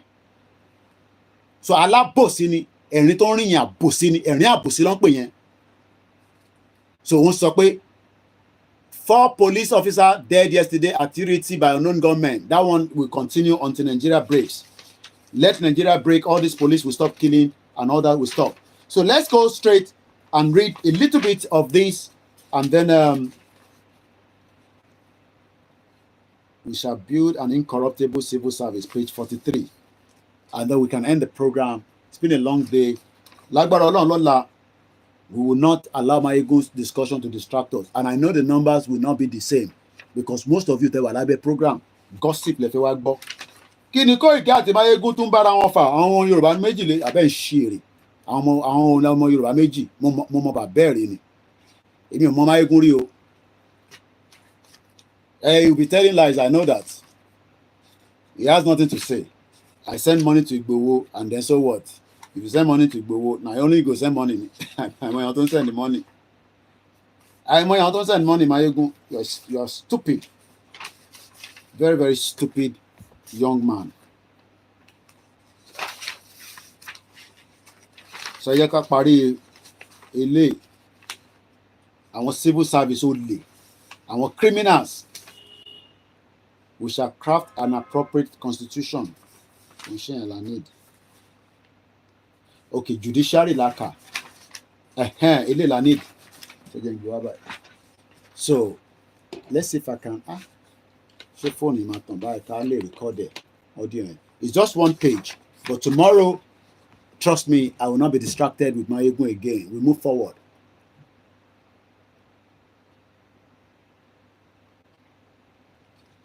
Okay, hold on, I am disappointed in Igboho. He should have not said anything like how. I think a lot of people, you see, that's the reason why we need to come out and do what we're doing, because irú mọ́mí wa ní sí wọ́n ní àwọn wà disappointed. So bí gbogbo tí mò ń sọ látẹ̀ nǹkan bí àtòrí Mayegun yẹn nìkan lẹ̀ ń gbọ́ ṣé ti ka press statement mi mà. Because if you are saying that you are disappointed in Igboho, you should not have said anything like how, oh, people should not go for protest. He never said so. Is that not what we have been saying all along? Tí bí orí Mayegun page lẹ́tí lọ rí ìyẹn àbí orí Vanguard. And that's the problem, because we are here, ní ka paper tiwa, Koiki ní website. Káwé lọ sórí website èmi now, so I can't help anybody on that. But it's everybody's right to pick up any news and then come out and say, oh, Igboho shouldn't have spoken. Kí ni Igboho sọ tó pọ̀ jù? Ó náà tó bá fẹ́ ṣe protest kó ṣe protest. He never said ẹni tó bá fẹ́ ṣe protest kó má jáde. Wọ́n twist ọ̀rọ̀ tó sọ. And they have to do that because Igboho ni branding tó ń jẹ́wọ́ lọ́wọ́lọ́wọ́ nísìn ní gbogbo Nàìjíríà àti gbogbo àgbáyé. Mayegun gan mọ̀ pé orúkọ Igboho ló ń jáwó. Ṣáà forúkọ Igboho síbẹ̀, àwọn ọmọ Yorùbá máa lọ síbẹ̀. Ó máa mú traffic wá. Tó bá dọ̀la nísìn àní rí traffic mọ́. And I don't need that traffic. I just need people that can listen to me and get the message. So I don't understand, mi tẹ́tí sọ pé Igboho should not have spoken. Kí nìkan tó spoke? Ṣèbí mi ni spokesman ẹ̀, mi ni spoke now. Tẹ́mi ò báyìí tí spoke Igboho tí spoke. So tẹ bá ka Vanguard tẹ́ẹ̀rí abẹ́ àwọn èèyàn kó kẹ̀lẹ̀bẹ̀ sójú ni mọ́ tán pè ní statement ni. Ìgbà tẹ́yìn kàtà source wo lọ ní ó ti jáde. Ṣé wọ́n sọ pé Koiki ló kọ síta ni àbí Igboho? Everybody is educated now. Tá a bá tẹ̀ gbọ́ òyìnbó ẹ ṣáà gbọ́ Yorùbá. Number me is on my website koikimedia.com, but I'll give it out in case you want to reach out. But we are not taking calls because phone yẹn ó ti kú ó ti kàlàpùtù kò charge dáadáa. Ìgbà tí mo tún ṣe tán yẹ kí n lo small charger yẹn ni. So I don't understand when people say Igboho should not have spoken. Èmi ni spokesman Igboho, èmi ti sọ̀rọ̀. Tẹ́ bá yẹ pé Mayegun ò kì í ṣe spokesman Igboho, Vanguard ò kì í ṣe spokesman. I am the spokesman, and I've released a statement, and the statement is on the kódà mo translate as English, French, Hausa, Igbo, kí lẹ tún fẹ́. But because Yoruba people ẹ̀ ń wá gossip, ẹ̀ ń wá bí tó ti ń ṣe fracas, àwọn ọ̀dẹ̀ ṣe fracas ní bíbá, àdẹ̀ sọ̀rọ̀ kó àtòbò ní bíbá, àwọn bí tó ti ń sọ wọ́n mọ bí tó ti ń tẹ́tí ń gbọ́, ẹ lọ máa gbọ́ níbẹ̀ kẹ́ máa ní 1,000 views.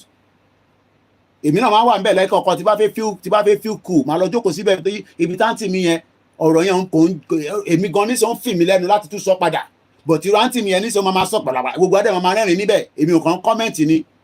Ṣé má wá sí bíbá ìkẹ́ wá fún wa ní Igboho should not, so yeah, you shouldn't have spoken kí ló ẹ̀mí kò spoke. So we shall build an incorruptible civil service. Nígbà tá a bá délẹ̀ lérí a fẹ́ civil service tó máa jalè, tó máa owó tó yẹ kó fi tọ́jú aráàlú tẹ́ máa ná.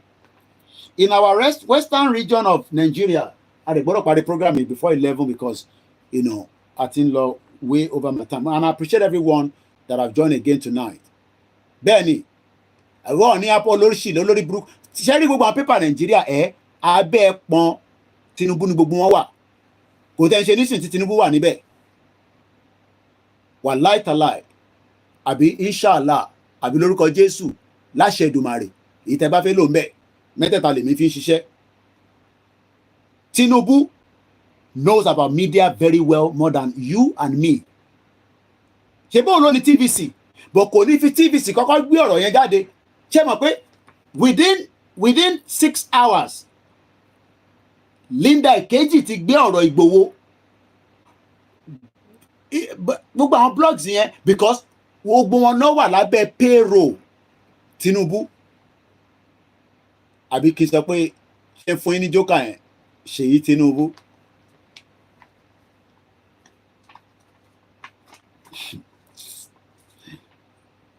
So tó bá ti gbórúkọ Ìgbòho síta Ìgbòho sọ pé òun ò faramọ́ protest, òun faramọ́ Tinubu ò fowó, Tinubu kọ́ Tinubu ni.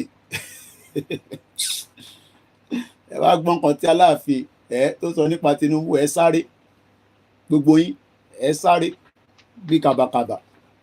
Èmi náà ti dàgbàlagbà gbogbo ẹ̀kọ́ lọ́ní ká sọ síta, ẹ jẹ́ kí n máa design the look. Mo kàn máa wonder ìran àwọn eré Tinubu mọ̀ sí mi gan àwọn tó mọ Tinubu gan ní London. Ìwé wáyé mìíràn gbogbo yín lẹ mọ Tinubu náà kó tó di nísìn ṣèbí London náà ló wọ àwọn àti Délé Mọ̀mọ́dù tó ń wọ ṣẹ́ẹ̀tì kiri fẹ́mi náà ṣe ń wọ kiri báyìí. Bó tó bá dọjọ́ ọ̀la tílẹ̀ Yorùbá bá dé wọ́n bí èmi dá kí wọ́n á ṣe báwọn ṣe ń ṣe nísìn. Òfin Nàìjíríà máa tì mí mọ́lé ni, òfin Nàìjíríà ò lè ti Tinubu mọ́lé báyìí. Mídíà Nàìjíríà ń ṣe mídíà o yàtọ̀ sáwọn chẹ́chìchì méjì kankan, gbogbo wọn pátápátá alábòsí ni wọ́n. I am not scared to mention anybody's name. Àti Kọ́lá Olóòtú o, àti Oríyọmí Hamzat o, àti gbogbo wọn pátá brown envelope gbogbo wọn lọ́nba gọ́ọ̀mẹ̀ntì ṣiṣẹ́ tó bẹ́ẹ̀ kọ́ sọ̀rọ̀ bẹ́ẹ̀ mi ṣe ń sọ̀rọ̀ yìí. Ìjọ tá bá ti gba Yorùbá Nation tí bá ti lè sọ̀rọ̀ báyìí against government wa kẹ́sù company mi ẹ̀kọ́ tilẹ̀ nídé Yorùbá country ká má lè jà pẹ̀lú pé gọ́ọ̀mẹ̀ntì ṣe pé kinní kan tó bá dọjọ́ wájú kan gọ́ọ̀mẹ̀ntì wa ṣe a máa tún jáde ṣe protest nílẹ̀ Yorùbá. London lọ ti ń jà nísìn akókẹ́lẹ̀bẹ̀ sótú ni mọ́tò ọlọ́pàá lọ ti bàjẹ́ nísìn ní gbogbo South Pole. Ara ń kan Gaza àwọn ọmọ òyìnbó yẹn ẹ wá ní karama kan Gaza lọ́dọ̀ tiwa ẹ wá fẹ́ kó lóye stop ẹ̀ kò ní dáa fún ẹ Bọ́lá Tinubu for saying that torí pé ìwọ ló wà behind all these that came out but Mayegun orí ọ̀pẹ ni àfi tó bá yẹ kó òun náà ti wà lábẹ́ payroll. Ẹni tó bá ní receipt pé mo gba owó lọ́wọ́ gọ́ọ̀mẹ̀ntì ẹ̀ gbé jáde ogun máa pa gbogbo yín ni lẹ́yìn kọ̀ọ̀kan. Owó tẹ̀ fún mi ẹ ti tó kò pọ̀ lóòótọ́ o, ìgbà mi máa jí máa bá 20 pound, ìgbà mi 50 pound, ìgbà mi 100 pound, bọ̀ kò wà ní bulk. So báwo la ṣe fẹ́ plan? Gbà dúpẹ́ fọlọ́run grandma First Bank ìjọ òun ní 20,000 naira, gbogbo náírà yẹn àtẹ̀rí lò ṣe màmá tún sẹ́ndì náírà padà wá sí London ni. Ṣé ẹ ṣọ́ra o, àwọn ò ṣe nítorí pé owó tilé tó kinní kan jẹ ni o. So let me say this, ìjọ táwa bá ti dalẹ̀ ká máa lọ ni ká má dijọ́ kejì bẹ́ẹ̀ ni mo sọ. Ìyàn kan wá ní pé mo kí Saheed ọmọ bọ̀dà àkútúkú ẹ̀ lọ́rùn bẹ́ẹ̀ lẹ gbọ́ lẹ́nu mi ẹ̀kọ́ tẹ̀kẹ́ sẹ́ndẹ̀ sáwọn fámìlì ẹ̀ kò ní da fún gbogbo wọn. ẹ̀yin mọ̀ tẹ́mi ṣe fún Saheed ọmọ bọ̀tá ni ẹ̀yin mọ̀ Saheed ọmọ bọ̀tá rí ni ta ló mọ̀ Saheed ọmọ bọ̀tá rí pàwa lọmọ pàwa ní everything ẹ ṣọ́ra yín o ẹ má kí tó lọ touch ibi tí wọ́n kí n touch lálẹ́ yọ ara ń kan mí gidi gan mo manage ẹni èèyàn kan á sọ pé bá kọ́ ti pa mí náà bẹ́ẹ̀ ṣe máa jáde tẹ máa ní ọ̀dàlẹ̀ ní Koiki nìyẹn ẹ wá ní kí n ṣe sùúrù I don't know anybody o ẹ fún wọn mo appreciate ẹ mo dẹ̀ ṣe appreciate ẹ àwọn tó fún mi lánàá kí tàwọn tó fún wa lánàá tó fún wa mọ́ kí ló ṣẹlẹ̀ sí. ẹni máa yegun òfòwò ní dá fún níbi tó bá wà ọ̀dàlẹ̀ àfi tí kò bá jẹ nínú owó mọ̀mísí tèmi náà mọ̀mísí mi náwó sí inú platform ẹ̀ just like bí gbogbo yín náà ṣe náwó fún gbogbo wa ní bíbá. In our western region a máa parí program mọ̀ pé ẹ̀fẹ́ kó tán bó gbọ́dọ̀ tán so that ká lè tún lọ ṣe nǹkan míì. In our western region of nothing but our content in 1950 we Yoruba created and nurtured the most advanced and the most competent civil service in Africa. Kí ló wá fàtà ní the same thing.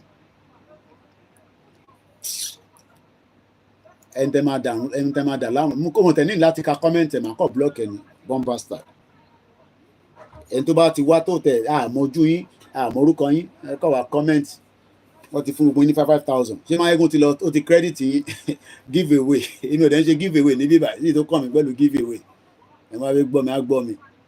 So we Yoruba created a nurture and the most advanced and the most competent civil service in Nigeria. Our region civil service gave assistance from time to time to the Nigerian Federal Civil Service with training programs and with lending of personal key. Ibi tá a máa sọ dé nìyẹn. Training gbogbo àwọn tó ń ṣiṣẹ́ ní abroad ìlú yìí ni mo ti mọ̀ pé tó bá sọ pé you are going for a training nígbà tí mo ṣe ṣiṣẹ́ lóòtẹ́ẹ̀l wọ́n wá ní Koiki you are going for a training next week inú mi wá ń dùn mo rò pé a whole day training nígbà táwa débẹ̀ after 1 hour wọ́n náà ti parí training mo ní kí ló dé wọ́n ní kakọ̀ fi mọ fire safety ni pé a dẹ̀ mu tíì láàrin méjì so the importance of training is very good so bẹ́ẹ̀ mi náà ṣe wà báyìí àwọn tó ṣe máa tún kò ń ṣe pé bá ṣe wá àwọn kan ṣe máa tún pè mí náà tá gbọ́dọ̀ gbọ́ sí lẹ́nu ṣé mọ̀ sí mi gbọ́dọ̀ pè mí kí n má gbọ́ sí lẹ́nu ni à ń ṣe ọmọ tó ọ̀tọ̀ nílé but n tá à ń sọ ni pé ọ̀rọ̀ tí Máyégún sọ yẹn ó ti pọ̀ jù lọ and everybody should accept that tẹ́ bá wá accept I can't help you because olóyè ò ṣẹ̀ wá àwa gan la wá ṣe olóyè báyìí ó dẹ̀ náà ti gbà bẹ́ẹ̀ bọ́lọ̀ ń ṣe inú máa rí nìyẹn and at the end of the day things will still move on but ẹ má drag olóyè sínú mẹ́sìn lórí ọ̀rọ̀ protest and maybe we should say it again olóyè is not against any Nigerian protest he is not the one that called for it Ṣòwòrẹ́ wà ń bẹ̀ ẹ̀ lọ falẹ́pọ̀n ó ṣe wá jẹ́ Ìgbòho lẹ wá mú mọ́lẹ̀ so Ìgbòho has not ẹ̀yin tẹ wà nílé kò ní kí n sọ fún yín pé ẹ lè jáde bó tó bá jáde má lọ ní Ìgbòho ṣá irúmọlẹ̀ ẹ̀rọ mi ò ṣe kì í lẹ́ẹ̀kan irúmọlẹ̀ tó ń ta tán oríṣiríṣi ni máa ń lò tèmi ò slang oríṣiríṣi ni òkò so when you go out be peaceful and we will make sure that the military are peaceful but we know they are stupid people wèrè ní military abẹ́rẹ́ tó máa ń gún wọn láfíríkà ó yàtọ̀ sí ti Europe but what people are more concerned especially Lagos I understand the feelings kò ṣe pé mo understand feelings yìí but what we are saying to those that are in Lagos is ẹ̀yin náà gbé telescope yìí síta ẹ bá rí i pé àwọn ọmọ bíi Peter Obi ló fẹ́ lọ juná síbẹ̀ ẹ kò súnmọ́ ní pé aláyé kí ló ń ṣẹlẹ̀ á juná síbẹ̀ yẹn property wa níbí báyìí ó ṣe gbé bọ́ọ̀sì kó lọ sí Nnewi kó lọ juná síbẹ̀ àwa sọ fún ẹ pé we are one Nigeria bàbá ó yà wèrè one Nigeria ẹ̀kọ́ change owó fún wọn ni one Nigeria ti tán látẹ̀mí oyè yìí ẹ̀yin ti ẹ̀ Nigeria ni mò ń sọ o ẹ̀kọ́ change owó mọ́ wọn lọ́wọ́ ni pé ẹ̀ Nigeria wo gbogbo ẹ ti tán láti sin àwọn òṣèré Nigeria àṣẹ bad government ẹ̀ Nigeria làwa gbé dání so I know people are very very skeptical with the protest but mo kí gbogbo ọlẹ́ nǹkan sí ẹ máa sọ pé àwọn ọmọ Ìjẹ̀bú méjì bá headline tó bá wọ̀nyí ní kẹfì sí kí ló kàn mí pẹ̀lú yẹn ọ̀dàlẹ̀ ni Máyégún and I will repeat it like that ọ̀dàlẹ̀ balẹ̀ kù ìjọ tèmi bá ti dalẹ̀ ọmọ Yorùbá ìjọ yẹn ni kí Ọlọ́run mẹ́mí mi máa lọ. I don't have to be on this world anymore. And I say it, and my wives are listening. Ìjọ tí bá ti dalẹ̀ yín, that should be the final straw. Kí máa lọ. Mo dúpẹ́ lọ́wọ́ gbogbo yín lẹ́ẹ̀kan sí i. Àṣeyọrí la máa ṣe. Ó ṣọmọ lókù bẹ́ẹ̀ ni. Ọlọ́run lè kó sí Tinubu kó ṣe tó lè ṣe láti break Nàìjíríà. Tó bá dẹ̀ náà wò nígbà in tó máa break ẹ̀ jẹ́ káwọn ọmọ yẹn kọ́ jáde fún protest. Àdúrà ni káwa fi ràn wọ́n lọ́wọ́. It will not be easy, but ká fàdúrà ràn wọ́n lọ́wọ́ and let's prepare for mọ̀ pé tí wọ́n bá fi bímọ cotton wool omi oríṣiríṣi kódà àwọn ẹ̀jẹ̀ tí wọ́n máa lò tí wọ́n bá bímọ tán tó máa replenish glucose gbogbo nǹkan bẹ́ẹ̀ yẹn ẹ jẹ́ káwa máa prepare sílẹ̀ because Sultan of Sokoto máa sọ tó máa ṣe fún yín lọ́la. I don't want to go to that tonight. Sultan of Sokoto in tó máa ṣe I will talk about it tomorrow. Olórí burúkú bomb bastard tó ń gba order láti ta.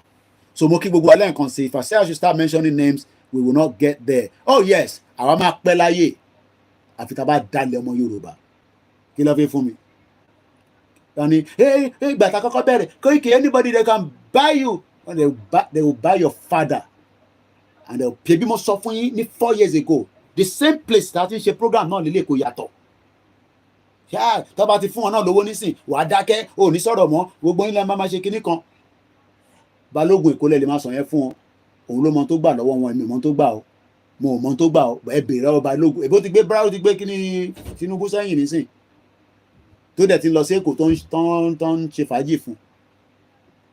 So mo kí gbogbo wa ẹ má ever hesitate láti pe Máyégún ní ọ̀dàlẹ̀ àfi tó bá jáde kó wá apologize fún Olóyè Ìgbòho tó bá jáde tó bá apologize máa dúpẹ́ lọ́wọ́ ẹ̀ kódà máa wọ train máa lọ bá ní Glasgow. But tó bá ṣe yẹn I will not have anything to do with him. For years náà la fi sílẹ̀ eléyìí tó tún wá ṣe nísìn extra ló tẹ̀ fi jẹ́. But tó bá jáde tó sọ pé ó náà pé ohun ọmọ tó ṣẹlẹ̀ Koiki I will not be upset with him.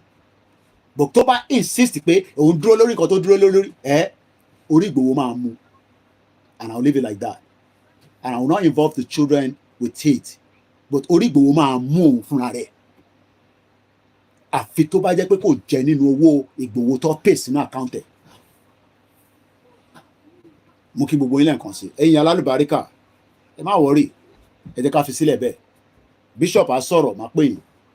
Mo kí gbogbo ọmọ Yorùbá ẹ gbogbo ẹni tẹ́ hot any right láti hot bí mi náà ṣe hot and nobody should pull anybody down lórí ọ̀rọ̀ Máyégún and this platform we will not allow anybody ẹ lọ sórí platform ẹ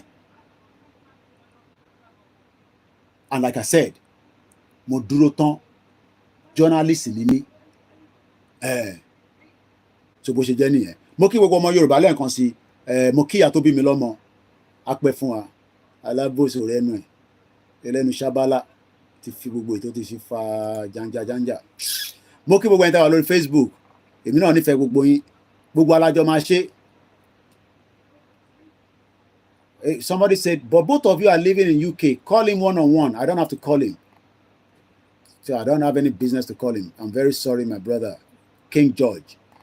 He should have called me and confirmed before he went live and put out a very... Could they pull it down? So Eric was stupid. Ṣé tó bá dé náà. So nígbà tí ó mọ̀ pé Koiki dẹ̀ tí wá jáde ó dàbí ẹjẹ́ tẹ̀ lọ já kìíní yẹn wálẹ̀. Kò já wálẹ̀ ó mọ tó ń ṣe. Deliberately ni. Bọ̀yẹ́ ká dé mọ́ bẹ́ẹ̀. Àti take it easy ẹ ṣé gan ni wọ́n ti ní ká jẹ̀bù rẹ̀ ẹ ṣé gan ni gbogbo ẹ̀yin bàbá èmi ò ní ṣẹ̀yìn o gbogbo ẹ̀yin bàbá mi tẹ wà ní Nàìjíríà torí ẹ̀yin gangan làánú mi máa ń ṣe jù torí mọ̀ mi sì tèmi nísìn 70+ àbí ó ń gbádùn fún lórí kódà council tún pé àwọn ẹ̀tọ́ ẹ̀ gbogbo ẹ̀yin tẹ wà nílé inú mi máa ń kan mí pé gbogbo tí mọ̀ mi sì tèmi ń gbádùn ẹ̀yin ò lè gbádùn ẹ̀ kò dá rárá just reason mo kẹ́ ẹ má bínú pé mo nílé máa dárúkọ èmi gan ó ti neck body báyìí. Princess Gbadebo mo kí yín mo kí mọ́mì mo kí gbogbo ẹ̀yin màmá mo kí àwọn ọba wa tó ń wò wá wọ́n ti ní fi Máyégún sílẹ̀ jàre Koiki is not agitating for Yoruba Nation àwọn Igbo ló ń bá ṣe ẹ ṣé gan ni and I'll just leave it like that tó bá dọ̀la àní sọ̀rọ̀ Máyégún ẹ bá pè gan mo ní jẹ́ kẹ́ sọ̀rọ̀ ẹ̀ I just leave it we move on kò tó bẹ́ẹ̀ nọ́mbà wa ju nọ́mbà ẹ̀ lọ but mo jẹ́ kó mọ̀ pé is a number okay mo jẹ́ kó mọ̀ lálẹ́ pé àti lọ́sàn-án pé egungun ẹ̀ tó ń ṣe jágájágá yẹn mo ti bá rẹ̀ wálẹ̀ pé ṣe sùúrù ilé ayé yìí ò ń ṣe bẹ́ẹ̀ yẹn ilé ayé ò tó bẹ́ẹ̀ rárá ó ń lọ ń bọ̀ ni òun lọ ń sọ à ń gbọ́ lẹ́ǹkan ká tó máa lọ wọ́n ní ọba Oyètúnjí village yẹn wọ́n náà stab ẹ̀ ó kú mama kí ló dé tó ṣé ò rí news yẹn lórí story yẹn tẹ̀ tí yé mi gan sef ẹ ká fọ̀rọ̀ Máyégún sílẹ̀ ó ti gba time mi gan lálẹ́. A suspect is in custody after a stabbing of Oyètúnjí African village. Ṣé anybody ti gbọ́ news yẹn àbí mi mo kàn ń wò kàn sórí yẹ Almaroof wọ́n ní ọba yẹn má ti kú kẹ̀. Mama ṣó wà pẹ̀lú mi fóònù rẹ̀ ti kú. Bàbá yẹn ò lájẹsára ni ọ̀nà stab ẹ̀.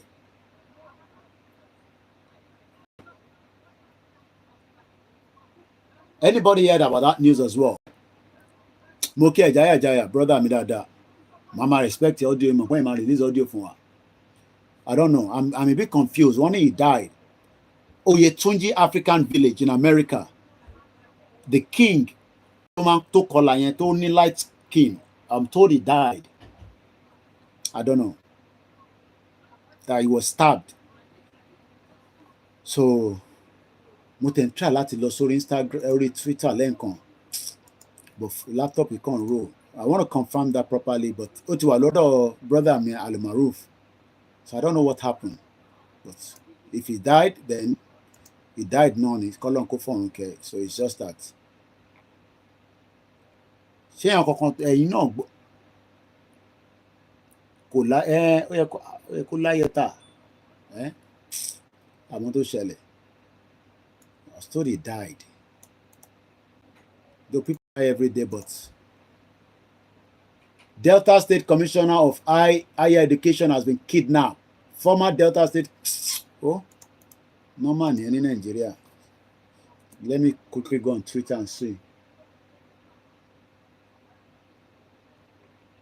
All right, nothing is coming up. All right, what's the charge in your comment anyway? So definitely call on confirm okay. Mo kí gbogbo lele nǹkan ṣe o. Yeah, I can tell. I'm looking at his face. I know tèmi ò ṣe o. I know mi ò ṣe Máyégún o. So òun ló kó rẹ̀ sí unnecessary kìíní o. So táwọn alálẹ̀ bá ń bàjà kó pè wọ́n níjẹ̀bóde kó bá bọ Ògún kó lè clear orí kó lè jáde kó lè sọ̀rọ̀ dáadáa lọ́la káwọn ayé kó lè nífẹ̀ẹ́ sí but ó ti ṣe Ìgbòho ó ti ṣe orí Ìgbòho that's all I will say.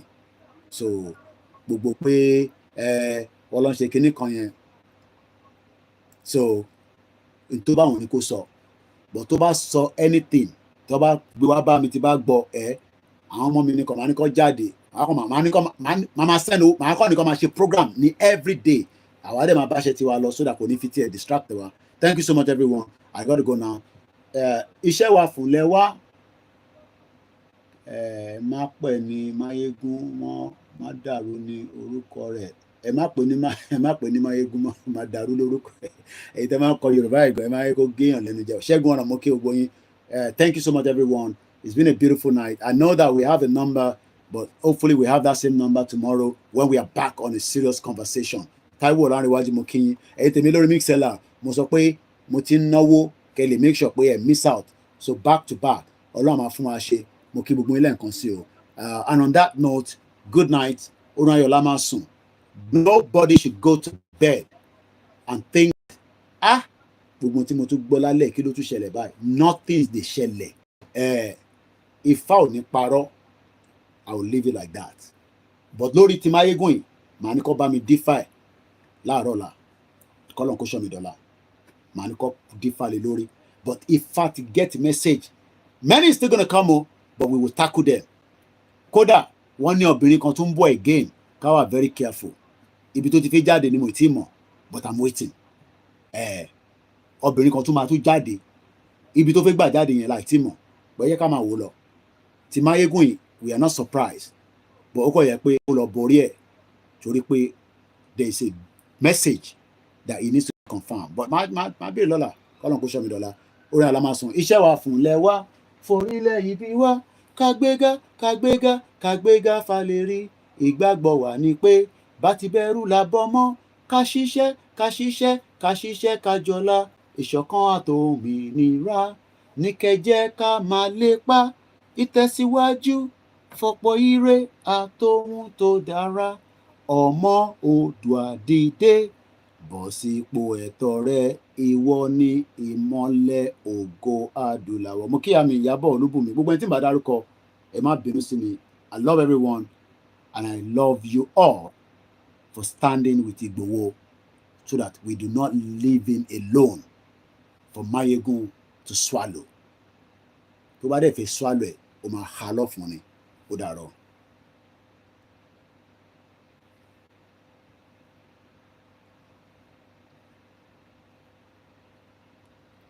Yàrá comfort ológunjà ẹ ṣé gan ni. Dizzy man thank you. Bàbá mi Adé good night. Mo kí gbogbo yín lẹ́ẹ̀kan sọ. Ẹ̀yin tẹ́ wà lórí Koikimedia. Ẹ ṣé gan ni ìyá mi Ìyábọ̀ mo ti máa ń rí lógo yín àtàwọn dádì wa náà gbogbo yín dẹ̀ wà ní Dublin. Gbogbo yín náà ni mo kí o. Mo yọ ẹnìkankan lẹ̀ o. Ẹ ṣé gan ni ẹ̀kọ́ àdúró tí Koikimedia o.